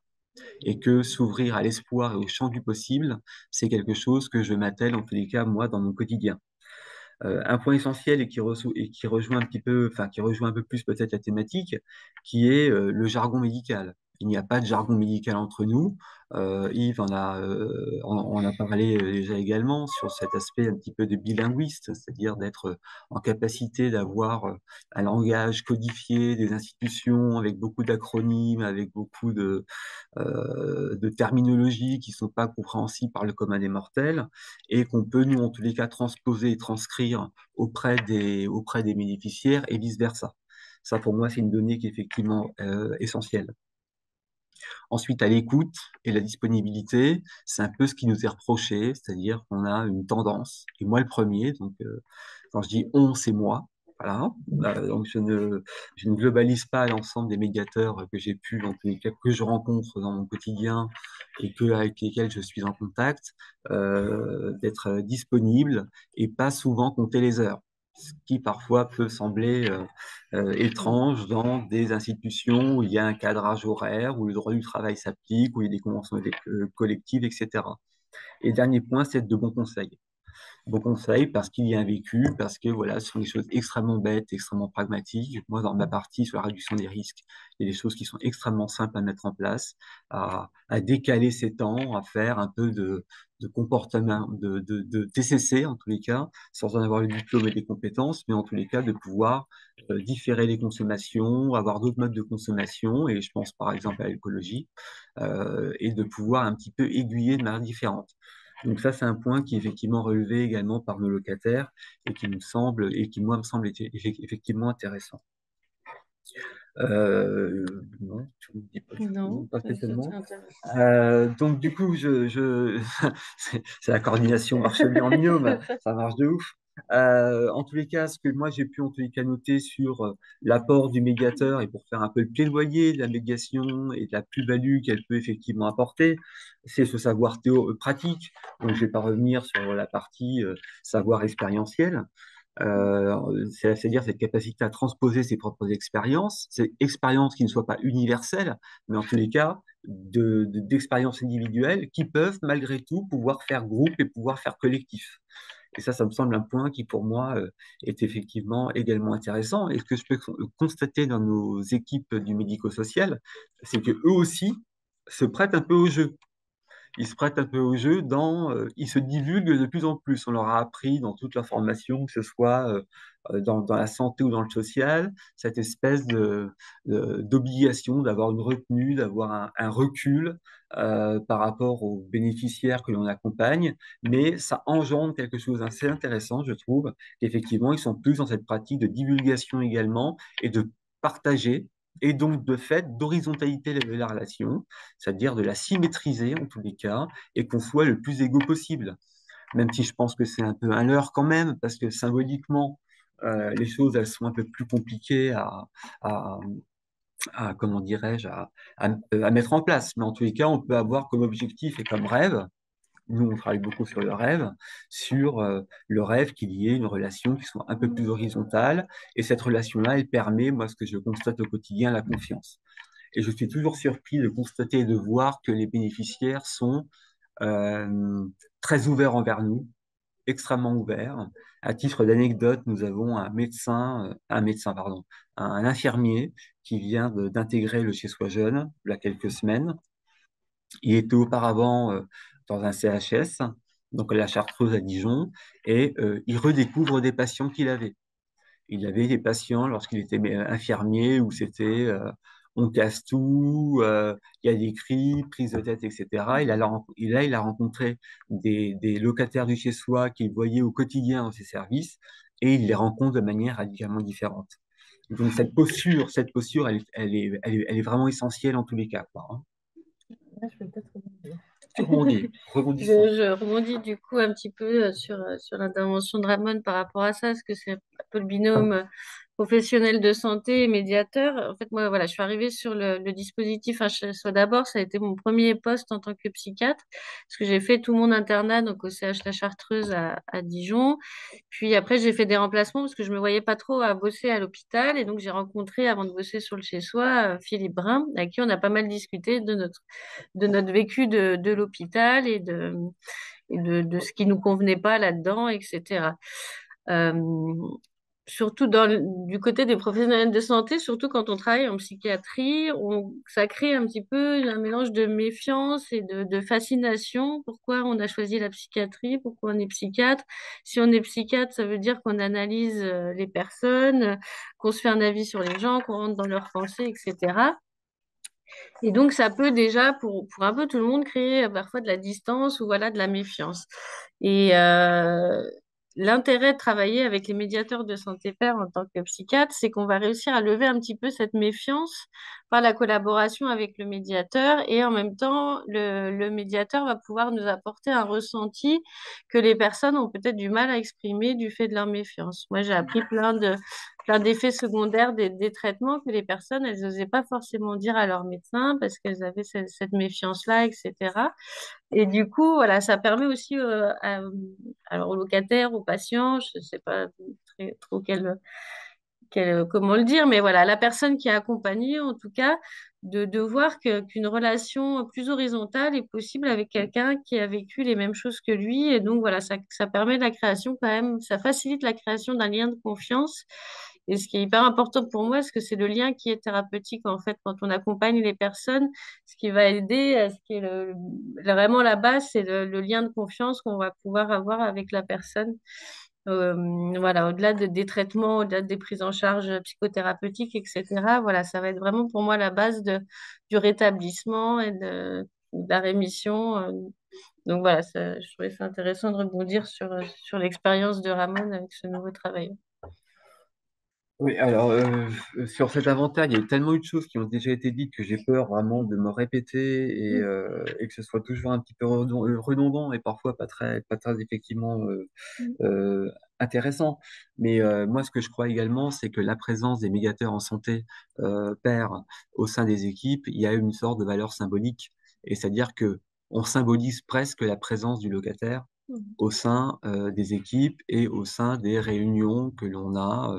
On fait pas de synthèse, hein, je vous rassure, mais en tout cas, nos briefs du matin, de 9h à 10h, nos jeudis matins, lorsqu'on a une réunion d'équipe, à un moment donné, symboliquement, le travailleur pair effectivement présent, il est là pour être un pilier, un outil au service du locataire, mais également de rappeler, moi je me considère un peu comme un cerbère, le cerbère du rétablissement, ça va peut-être être mon nouveau blaze à mon avis, hein, peut-être que je vais m'appeler comme ça dorénavant, et de se dire voilà, c'est-à-dire à un moment donné on prend des décisions, on a plein de plans à chaque fois, hein, le plan A, B, C, D, c'est le E qui fonctionne le mieux, c'est-à-dire le E, c'est celui qui aura que le locataire aura effectivement décidé dans sa temporalité, dans ce qu'il est aujourd'hui, dans son quotidien, et comment il vit effectivement les choses.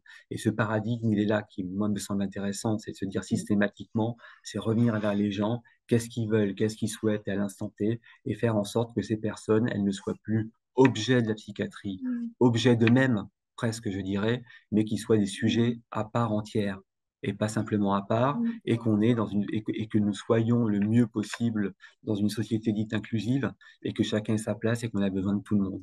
Et c'est un peu ce que nous, en tous les cas, on leur fait passer, on leur fait vivre, c'est-à-dire que tu peux me faire confiance, ton projet, il est légitime, comment on travaille dessus, qu'est-ce qu'on met en place? On met en place des outils. Alors, il y a un catalogue là aussi, hein, les plans d'établissement, les plans de crise, les directives anticipées, les balances décisionnelles, les VRAP, les outils, la balance décisionnelle, oui, je l'ai déjà dit. Donc, on a des outils un petit peu pléthoriques.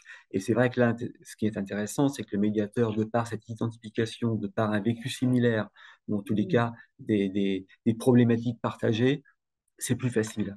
C'est extrêmement plus facile. Il y a une forme de désacralisation de ce que peut être une institution, de ce que peut être le corps médical qu'on met sur un piédestal. Peut-être un peu moins depuis la Covid, hein, depuis 2020, hein, ce qui est vrai aussi.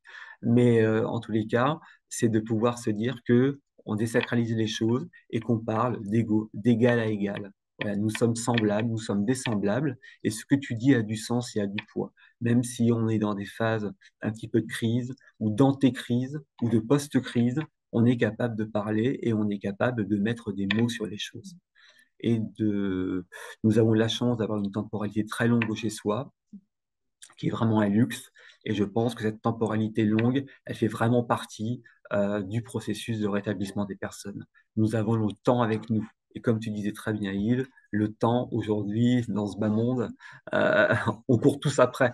En fait, malheureusement ou heureusement, et on est dans l'instantanéité, l'immédiateté, et c'est de pouvoir différer, de pouvoir avoir des stratégies sur le plus long terme d'accompagnement avec les personnes. Oui, et puis ça me fait penser, voilà, par rapport à l'expérience que j'ai, c'est aussi la relation soignant-soigné. Tu en parles en disant, voilà, le savoir ancestral, médical, ou voilà, un peu mis sur un piédestal. Et moi, ça a pu aussi me permettre de remettre un petit peu en question ça, et surtout la notion de distance thérapeutique. On nous apprend qu'il faut avoir une distance avec les personnes qu'on accompagne, qu'il faut surtout pas être trop proche, qu'il faut pas s'impliquer, etc.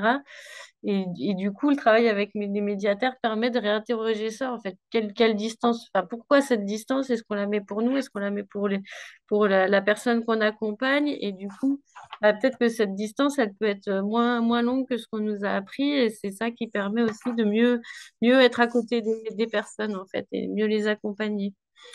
Et puis, il y a aussi, quand tu parles, voilà, de l'exemple et de ce qu'on peut montrer, de ce que les médiateurs peuvent montrer de soi dans les professions médicales, on a souvent on voit les personnes sous le prisme de l'incapacité, en fait, liée aux symptômes ou aux troubles ou à la maladie, entre guillemets. Et du coup, on a pas tendance à voir avec les capacités que les personnes elles ont les forces qu'elles peuvent avoir. Et du coup, voilà, le travail avec les médiateurs permet aussi de mettre en lumière ça. Voilà, dire, voilà, moi j'étais très mal, mais par contre, j'ai réussi à faire ça, telle et telle chose, j'en sais rien. Et de se dire, mais en fait, oui, il y a par moments des incapacités, peut-être, ou des choses qui peuvent être difficiles, handicapantes à un certain moment, mais ça peut ouvrir aussi d'autres perspectives sur des choses, voilà, sur lesquelles on peut se baser, des forces qu'on peut mettre en œuvre pour que la personne puisse se rétablir. Euh, et même d'ailleurs sous l'angle qui aujourd'hui a le vent en poupe, a raison, le psychotrauma, c'est comment faire en sorte que ce psychotrauma, pardon, devienne une force et une force de l'expérience. C'est-à-dire, j'ai réussi, je suis un warrior en fait, moi c'est ce que je me dis systématiquement. J'ai vécu des choses complètement abominables et je me place là pour me divulguer un petit peu, un tout petit peu, hein, euh, j'en ai fait, moi, en tous les cas, une force. J'ai déconstruit, je me suis posé un monde de questions, ça m'a conduit dans des chemins de traverse. Le mauvais chemin, peut-être, certains diront, mais en tous les cas, un chemin qui était le mien à un moment donné. Aujourd'hui, j'en ai fait une force, j'en parle de manière très libre, j'en parle avec les personnes que l'on accompagne et on échange par rapport à tout ça. Et ces échanges d'expériences sortent peut-être pas à l'instant T, et notamment avec des jeunes qui ont 18-22 ans me concernant, mais en tous les cas, c'est des petites graines semées et plantées. Moi, j'ai plutôt l'image du MSP comme un colibri, en fait, hein. Le petit colibri qui va éteindre l'incendie, malgré qu'il soit tout petit, qu'il soit en mesure et en capacité de pouvoir réaliser des choses.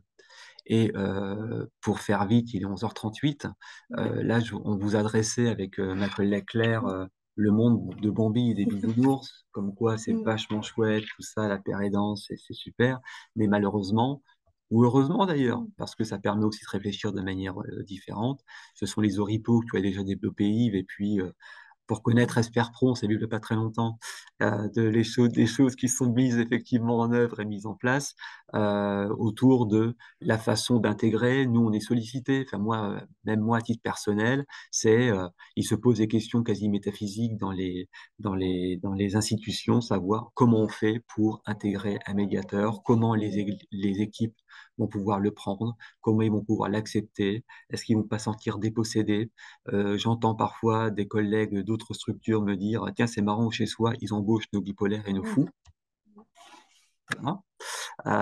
C'est pour dire qu'il y a encore du chemin, mais peu importe, hein, c'est un chemin effectivement à prendre, à discuter, on est des gens intelligents, à déconstruire, et c'est la façon dont on va pouvoir préparer la venue d'un médiateur, et surtout quelle plus-value cela apporte, parce que les études, quelles qu'elles soient, elles démontrent qu'il y a une plus-value effectivement avérée, que ce soit d'un côté, et moi pour moi c'est le plus important peut-être, des bénéficiaires, mais également au sein des structures. Et c'est ça qui, moi, me semble effectivement intéressant, où les structures changent de paradigme et changent de regard. Et même certains psychiatres dans d'autres services, c'est clair également, se posent effectivement des questions sur leur pratique, sur dire, voilà, je ne suis pas le tout-puissant, je ne suis pas le sachant, je ne suis pas que dans une logique de traitement, de biochimie, mais on peut faire autrement et faire effectivement autre chose. Avec tout ce que ça peut comporter, de difficultés, de gestion du risque. Moi, je pense que chez soi, on gère le risque. Voilà.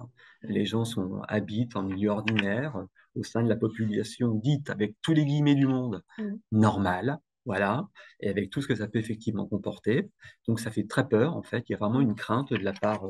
Je me suis fait un petit florilège, mais que je vous lirai pas parce que c'est pas très. Ça peut être effectivement éclairant, quoi. C'est la peur du changement, ce sont les réticences, parce qu'il y a une formation initiale qui est construite de telle façon qu'on voit très mal que des usagers puissent pouvoir participer. Ça s'inscrit dans la démocratie sanitaire, mais on ne sait pas vraiment trop ce que c'est. Ce sont des choses qui sont imposées de manière complètement verticale. On est très loin de nos propres pratiques de l'horizontalité. Les équipes sont déjà constituées. Qu'est-ce que ça vient faire là, ici, pourquoi? Se pose la question comment on associe les professionnels à cette définition-là, comment on fait le plaidoyer de tout ça en disant que ça porte effectivement du sens et effectivement de l'intérêt. Donc ça, on a été sollicité. J'ai en mémoire les différentes assistants de service social du CCS de la ville de Dijon, où là, il y avait à 100%, c'était mais à quoi ça sert? Qu'est-ce que c'est que ce truc? Encore un nouveau machin? Tout ça pour ne pas embaucher des travailleurs sociaux compétents, formés, diplômés, etc. On est bien là dans la France statutaire. Il faut avoir un statut, il faut avoir un diplôme pour pouvoir être légitime. À tort ou à raison, moi, j'ai pas de jugement effectivement en la matière, et c'est de voir comment nous, effectivement, on peut apporter une plus-value à essaimer, à rencontrer l'IFSI, les IRTS ou d'autres, à dire, à démontrer, peut-être à convaincre, mais en tous les cas à témoigner de la plus-value que ça peut apporter. Et moi, les plus beaux témoignages que moi j'ai eus jusqu'à présent, et on fait participer nos locataires à des formations, même en tant que formateurs, pour qu'ils puissent se dire, voilà ce que ça m'apporte. Là, le binôme, l'horizontalité, l'absence de jugement, d'être des égaux le plus possible, de désacraliser effectivement les choses, de la confiance que l'on peut établir avec les gens, en créant du lien. Ce lien n'est pas un moyen, n'est pas une fin, pardon, c'est un moyen, ça reste un moyen au service du rétablissement effectivement de la personne. Et ce qui induit derrière, par rapport aux différentes structures qui souhaitent accueillir des pères aidants, de se poser les bonnes questions sur les étayages possibles, sur la façon dont on intègre. C'est des gens qui sont dans un processus de rétablissement. Moi, je le suis toujours. Je suis abstinent. Je fais partie des abstinents malheureux. Je le dis, je l'avoue. Je suis abstinent malheureux, mais peu importe. Je vis avec. Je fais mon bout de chemin. Je ne sais pas si j'ai pris de bon, mais je fais mon bout de chemin en tous les cas. Et qu'est-ce qu'on peut effectivement mettre en place pour pouvoir le mieux accueillir les médiateurs avec non seulement la fragilité, mais c'est aussi des salariés à part entière et pas simplement à part qu'il faudrait ultra aménager. Il existe des choses, de l'intervision qui peut exister, etc. Il y a des aides qui peuvent être là, une bienveillance de la part de l'équipe, et et je trouve que dans les équipes, il y a un paradigme qui est différent, il y a un regard qui est différent, et je pense que ça apporte effectivement une plus-value aussi bien au niveau du système, de l'organisation du système social et médico-social et sanitaire. Sur le social, c'est un peu plus particulier hein, parce qu'il y a beaucoup effectivement de réponses, mais en même temps, il y a vraiment une vraie réflexion. Et c'est ça qui, moi, m'intéresse, c'est d'interroger. Je n'ai aucune certitude, honnêtement. Je me pose des questions. Et moi, dans mon maigre quotidien, maintenant de 3 ans de recul, et ce que j'ai pu faire avant en tant que bénévole, je me dis qu'effectivement, mais ça a du sens. Ça a du sens vraiment au bénéfice des gens et aussi sur un changement de modèle de de nos services institutionnels traditionnels. Et c'est quelqu'un qui a passé 17 ans dans une structure extrêmement verticale qui vous dit ça, émanant directement de la CNAF, avec des injonctions tous les jours et sans faire la part belle à notamment aux allocataires ou aux personnes bénéficiant de mesures de protection, ce qu'on appelle effectivement les majeurs protégés. Donc, voilà ce que je pouvais effectivement en dire. J'espère que je suis pas trop pénible, Non, que pas je du parle tout. beaucoup, parce que je parle énormément beaucoup, hein. Non, C'est- aucun de nous deux. voilà. Ok, bon, très bien. Et je pense que c'est effectivement une révolution des mentalités. On a une antériorité, ce qui se passe dans les pays étrangers, notamment anglo-saxons, avec la médecine commune, la santé communautaire. Là, je sais que Expert Pro mène un boulot que je trouve vraiment intéressant et passionnant, avec une newsletter envoyée aujourd'hui qui est vraiment excellente. Moi, je trouve ça vraiment très bien et que petit à petit, on sème les graines. Je prends mon image de colibri, je sème les graines, j'éteins le feu en se disant, on peut avancer vers une autre façon d'accompagner les personnes. Et dans un souci effectivement de bien-être, on a un taux de maintien dans le logement de 85%. Ça reste des chiffres et des stats, hein, on est quand même bien d'accord avec des hauts et des bas, mais en tous les cas, ça peut effectivement faire sens. Ça peut faire sens. Et ce concept même de rétablissement, au-delà de Patricia Digan, prend corps petit à petit, où il y a d'autres pratiques, où effectivement la petite pilule bleu-bleu, non, c'est pas du Prozac, hein, ou du je sais pas quoi, la petite pilule bleu-bleu ou bien la petite pilule rose, c'est pas le tout en tous les cas, on est là vraiment dans une autre stratégie d'accompagnement et de faire en sorte que les gens soient responsables, prennent leurs responsabilités et soient acteurs de leur vie. Parce que moi, c'est ça être acteur, parce que c'est le prolégomène à la citoyenneté et la vie à part entière dans la cité. Et non pas d'être des gens comme tout le monde, mais en tous les cas des gens qui ont leur propre vie, leur propre croyance, leur propre manière de vivre, et on re-questionne pas la manière d'habiter les gens. S'ils enquiquinent une personne, excusez-moi, j'ai le vulgaire, qui n'emmerde personne, et que ça leur correspond et qu'ils sont heureux, mon pari est gagné en tous les cas. Sur ces quelques mots. Merci. Merci beaucoup à vous deux pour cette parole sincère de votre expérience respective et la manière dont vous avez construit, reconstruit cette pratique justement en réaménageant en fait avec les différentes représentations qu'on peut avoir, notamment via nos formations qui n'incluaient pas les ressources incontournables qu'est la pérédance et le savoir expérientiel. Donc merci beaucoup. Je vous invite à aller voir le chat parce que vous avez quelques petites salutations, notamment de la Fédération Addiction et des remerciements. Du côté des questions, donc, il y avait une première question, si vous avez connaissance d'une statistique pardon, sur le nombre de travailleurs pairs en France.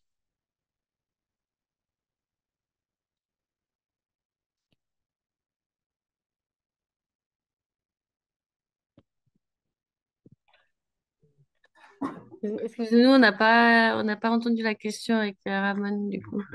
Pas de souci. Est-ce qu'il existe en fait des statistiques sur le nombre de travailleurs pairs en France? Alors, en France, moi, je suis incapable de répondre. Pour être tout à fait honnête, ce que je peux vous dire à peu près, c'est que ça concerne au sein des chez-soi. Aujourd'hui, il doit y avoir 37 ou 38 sites, chez-soi jeunes, chez-soi classiques, chez-soi ruraux. On doit être à une soixantaine de médiateurs en santé pair. Et d'ailleurs, nous avons constitué un collectif que j'ai la signe horreur. Oh, le lapsus qui n'est pas révélateur, ça va de soi. Absolument pas. Pendant une année, en tous les cas, où on essaie effectivement de faire de l'intervision, faire ouvrir la pérédance à d'autres champs, parce que la pérédance en santé mentale et en addictologie, elle s'ouvre aujourd'hui, elle s'ouvre notamment sur le champ du social. Je sais qu'il y a beaucoup de structures qui ont des difficultés à faire en sorte que le rétablissement puisse voir le jour au sein des structures dites sociales, et je pense à mes amis de la HAS notamment. Mais en tous les cas, je sais que des conseils départementaux réfléchissent actuellement à la mise en place de pairs aidants autour de la mise en œuvre du RSA et des 15 heures en tous les cas. Et j'essaie de faire en sorte, enfin, je travaille en tous les cas à ce que les CAF, et je dis bien les CAF, puissent pouvoir intégrer également des pairs aidants dans l'accompagnement de leurs allocataires. Ça fait son petit bout de chemin, je me heurte à des pratiques institutionnelles et étatiques et verticales un peu compliquées, mais je pense qu'un jour ça verra le jour. Je pense que c'est au-delà de l'ère du temps. C'est vraiment un changement de regard et de se dire que sans les gens, on ne peut pas faire. Tout ne doit pas être descendant. Nos pratiques jacobines ont fait long feu. Je fais un peu de politique, hein. Je suis désolé, hein. Pas de souci. Euh, Sinon, il y avait une question. Oui, il y avait une question. Désolée, je lis en même temps. Est-ce qu'il y a, comment dire, est-ce après peut-être Clotilde a plus d'éléments en tête, il y avait une première charte, il me semble, sur publiée, ou en tout cas une lettre ouverte par rapport au statut des pères aidants, des médiateurs pairs, par rapport à, justement aux formations, pas formations, comment la reconnaissance, tout ce qui est salaire, rémunération. Je ne sais pas si vous avez des éléments là-dessus. Et pareillement, donc les autres intervenantes, intervenants, n'hésitez pas à abonder sur cette question-là. Donc vraiment sur la reconnaissance du statut de père aidant.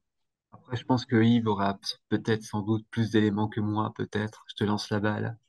De manière Je l'attrape. quasi malhabile, quasi malhabile. Tu vois. Non, mais c'est assez difficile, merci Ramon. C'est assez difficile d'estimer à défaut d'avoir une cohésion territoriale nationale solide qui soit en mesure de fédérer tout le monde. Difficile d'avoir des chiffres sûrs.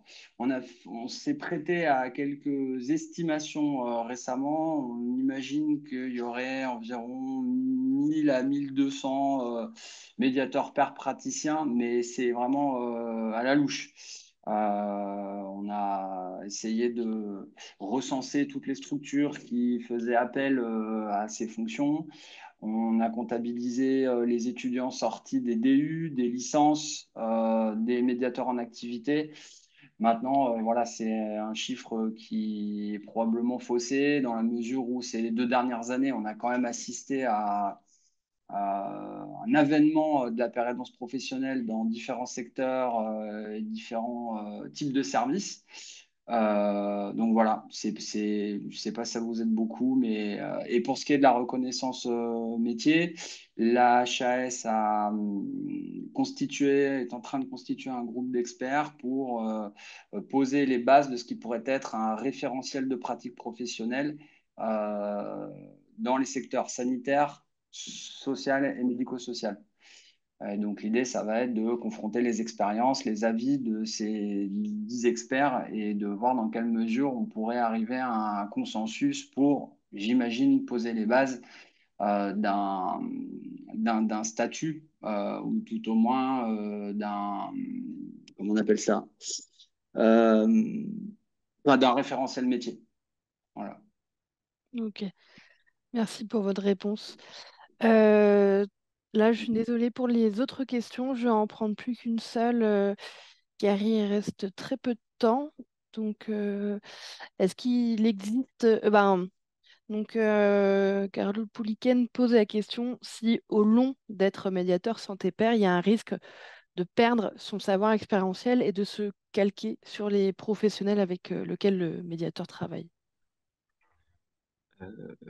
Alors, au sein des chez-soi, c'est une réelle question. Mm. C'est une réelle question. Moi, je n'ai pas de réponse en tous les cas. Vous avez compris que j'ai jamais de réponse. Donc je suis très réflexif, c'est peut-être la psychanalyse, j'en sais rien, mais en tous les cas, je me pose effectivement beaucoup de questions, à savoir est-ce que ça vient pas dénaturer, est-ce que ça vient pas retirer la spontanéité. J'ai des collègues dans d'autres chez soi à travers le territoire qui me disent qu'ils veulent pas être formés parce qu'ils estiment qu'ils vont perdre de leur singularité, de leur spécificité. Ils ont peur de tomber dans un moule et peut-être que c'est la crainte de se dire que la formation, elle va les amener vers quelque chose qui soit un peu plus institutionnalisé, moins dans la spontanéité, moins dans la transparence, moins dans la confiance. Alors moi, je pense que ça peut être déjoué quand même, mais bon, en tous les cas, c'est effectivement des questions que l'on peut légitimement s'interroger. Moi, ce qui m'interroge, c'est de voir l'ensemble des DU qui aujourd'hui fleurissent à travers toute la France.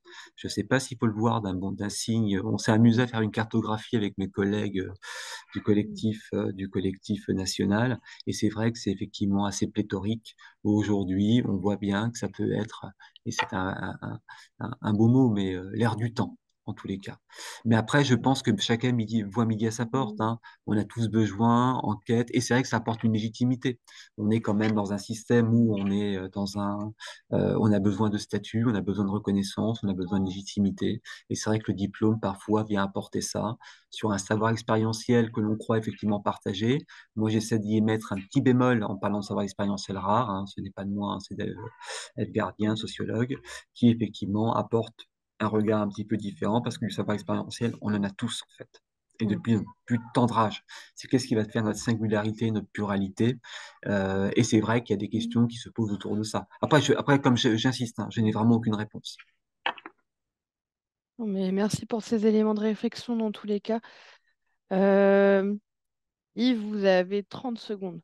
Je voulais rebondir. Ouais, merci. Non, mais c'était pour compléter un peu la réponse de Ramon, parce que, si tu me permets, Ramon, parce que c'est une question qui est hyper intéressante.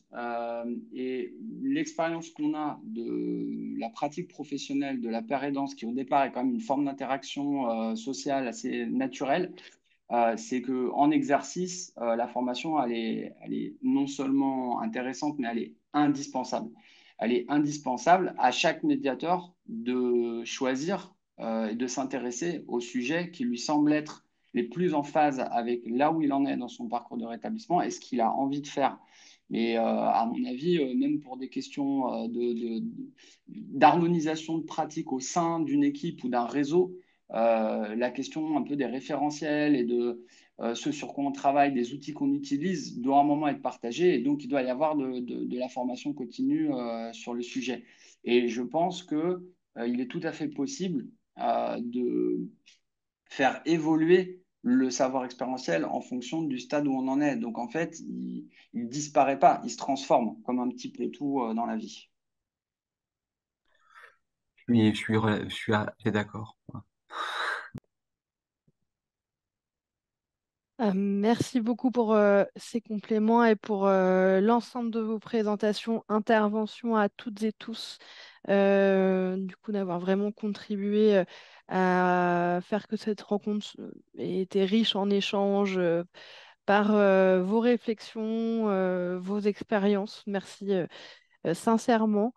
Je vais pouvoir laisser le mot de la fin à Jean-Marc Antoine, qui a cette lourde tâche de vous dire au revoir. Ton micro, Jean-Marc.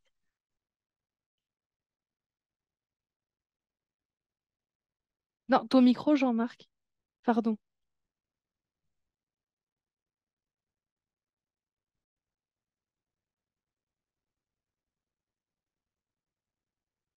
C'est bon là maintenant? Merci. Oui.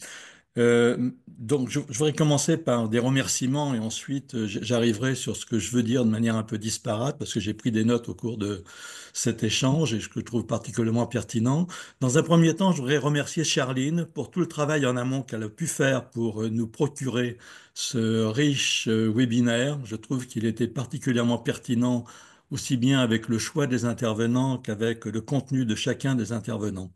Je veux remercier aussi, bien sûr, l'ensemble de ces intervenants. Je ne dirais pas qu'il y en a un que je vais prioriser parce que tous sont complémentaires et nous montrent que la pérédance est vraiment quelque chose de déterminant dans l'accompagnement des personnes souffrant de difficultés intrapsychiques ou de difficultés sociales, mais que l'affaire n'est pas gagnée. Alors, je vais commencer par quelque chose qui est assez négatif pour montrer tout le travail qu'il y a encore à accomplir et dans lequel chacun a sa part. Il y a 2 ans, j'étais membre du groupe à l'HAS qui a publié Troubles psychiques et grande précarité. Nous étions une trentaine, des gens tous très impliqués. Néanmoins, nous avions une coprésidence. L'un des deux coprésidents était un psychiatre et il a demandé auprès du président de la HAS de supprimer la part de la partie aidance que nous avions consacrée. Heureusement, l'HAS est opposé à ce refus, mais qui montre bien que même parmi un groupe comme celui-ci, un coprésident psychiatre, je ne donnerai pas son nom, il n'a pas d'importance, en plus c'est un ami, donc j'aurai du mal, excusez-moi, mais je trouve que l'affaire n'est pas du tout gagnée et que nous avons tous à nous unir pour démontrer le bien fondé de cette particularité qui existe maintenant, qui a pris ses racines dans les années 80. Moi, je me rappelle de certains patients qui me disaient, mais Jean-Marc, nous sommes des personnes et pas des maladies, ce qui m'a beaucoup choqué de manière très positive et qui m'a incité à avoir des approches totalement différentes. Donc ça, c'est pour la HAS. Ensuite, pour ce qui vient d'être dit autour de la formation, c'est vrai que c'est une crainte, mais je crois qu'aujourd'hui, les formations qui sont dispensées ne sont plus telles qu'elles étaient il y a une trentaine d'années et que les formations d'aujourd'hui ne sont pas automatiquement des formatages en fonction de son contenu. Et je trouve que dans ce qui est proposé au niveau de la pérédance, ainsi que dans certaines professions qui préparent au travail social, il y a beaucoup d'intervenants sociaux qui sont dans ces formations et qu'il ne faut pas les confondre avec les formations de type médical. Je me rappelle quelques bis que j'ai pu avoir avec à un moment le directeur de la cohésion sociale où dans le cadre de la fédération, nous demandions à ce que des personnes accompagnées participent à la formation de base des médecins. Et il nous avait dit la formation complémentaire, oui, mais pas la formation de base. Donc, vous pouvez voir tout le travail qu'il y a encore à accomplir. Sur ce qui a été dit, moi j'insisterai beaucoup sur le savoir expérientiel et je trouve que cette expérience-là montre que les personnes que nous pouvons intégrer en tant que pères aidants ne sont pas que leurs symptômes. Ils amènent dans les équipes, bien sûr, cette expérience, mais cet humanisme parfois qui peut faire défaut et qui montre avec les travailleurs sociaux que les deux coordonnés démontrent qu'il n'y a pas de sachant particulier, mais que tout le monde participe à l'accompagnement des personnes qu'ils ont à l'intérieur des services. Et que la personne accompagnée participe aussi pleinement à sa prise en compte, et je ne dis pas à sa prise en charge. C'est la prise en compte qui me paraît déterminante. Ensuite, en ce qui concerne la place pertinente de la paire aidance ou des pères aidants, c'est ce qui a été dit à plusieurs reprises, mais j'insiste beaucoup là-dessus, c'est l'espoir. Montrer par l'identification que le changement est possible. Montrer que le rétablissement, ce n'est pas une illusion, c'est quelque chose qui est atteignable et ils en sont l'incarnation. En ce qui concerne les petits points de difficulté que j'ai pu entendre, c'est la confusion entre santé et santé mentale. Et je rappellerai quand même les décisions de l'OMS à Ottawa en 1986, c'est qu'il n'existe pas de politique de santé sans la santé mentale. Et il nous faut, nous, dans le secteur social et médico-social, bien nous rappeler que la santé, c'est en fonction excusez-moi, le mot m'échappe, mais il va me revenir, des déterminants santé en santé publique, il nous faut nous référencer et non pas au tableau clinique des différentes symptomatologies. Ça, ce n'est pas la santé. C'est des excès et des difficultés de santé, mais la santé, ce sont des déterminants sociaux, déterminants en santé publique. Ensuite, ce qui me paraît important et ce qu'apportent les médiateurs santé-père, ça me rappelle un petit peu quand on s'attarde au lieu de vie, au lieu d'accueil pour enfants ou adolescents, où c'est une micro-communauté qui accueille, c'est que les accueillis sont aussi les accueillants des autres. Donc ça montre vraiment cette horizontalité qui reste indispensable pour bien prendre en compte les difficultés des gens. Et je rappellerai pour terminer que même les personnes souffrant de symptomatologie psychiatrique, elles ne sont pas que leurs symptômes, elles sont avant membres de la communauté humaine et ce sont nos égaux. La seule différence qu'il y a, c'est un petit peu comme le racisme, je dirais, et c'est ça que je ne supporte pas, c'est pas parce qu'on a un épiderme différent que nous ne sommes pas égaux. Merci à tous et je vous donne rendez-vous à un prochain webinaire pour ceux que ça intéresse. Ce sera autour des addictions au début du mois d'avril. Au revoir, merci pour tous.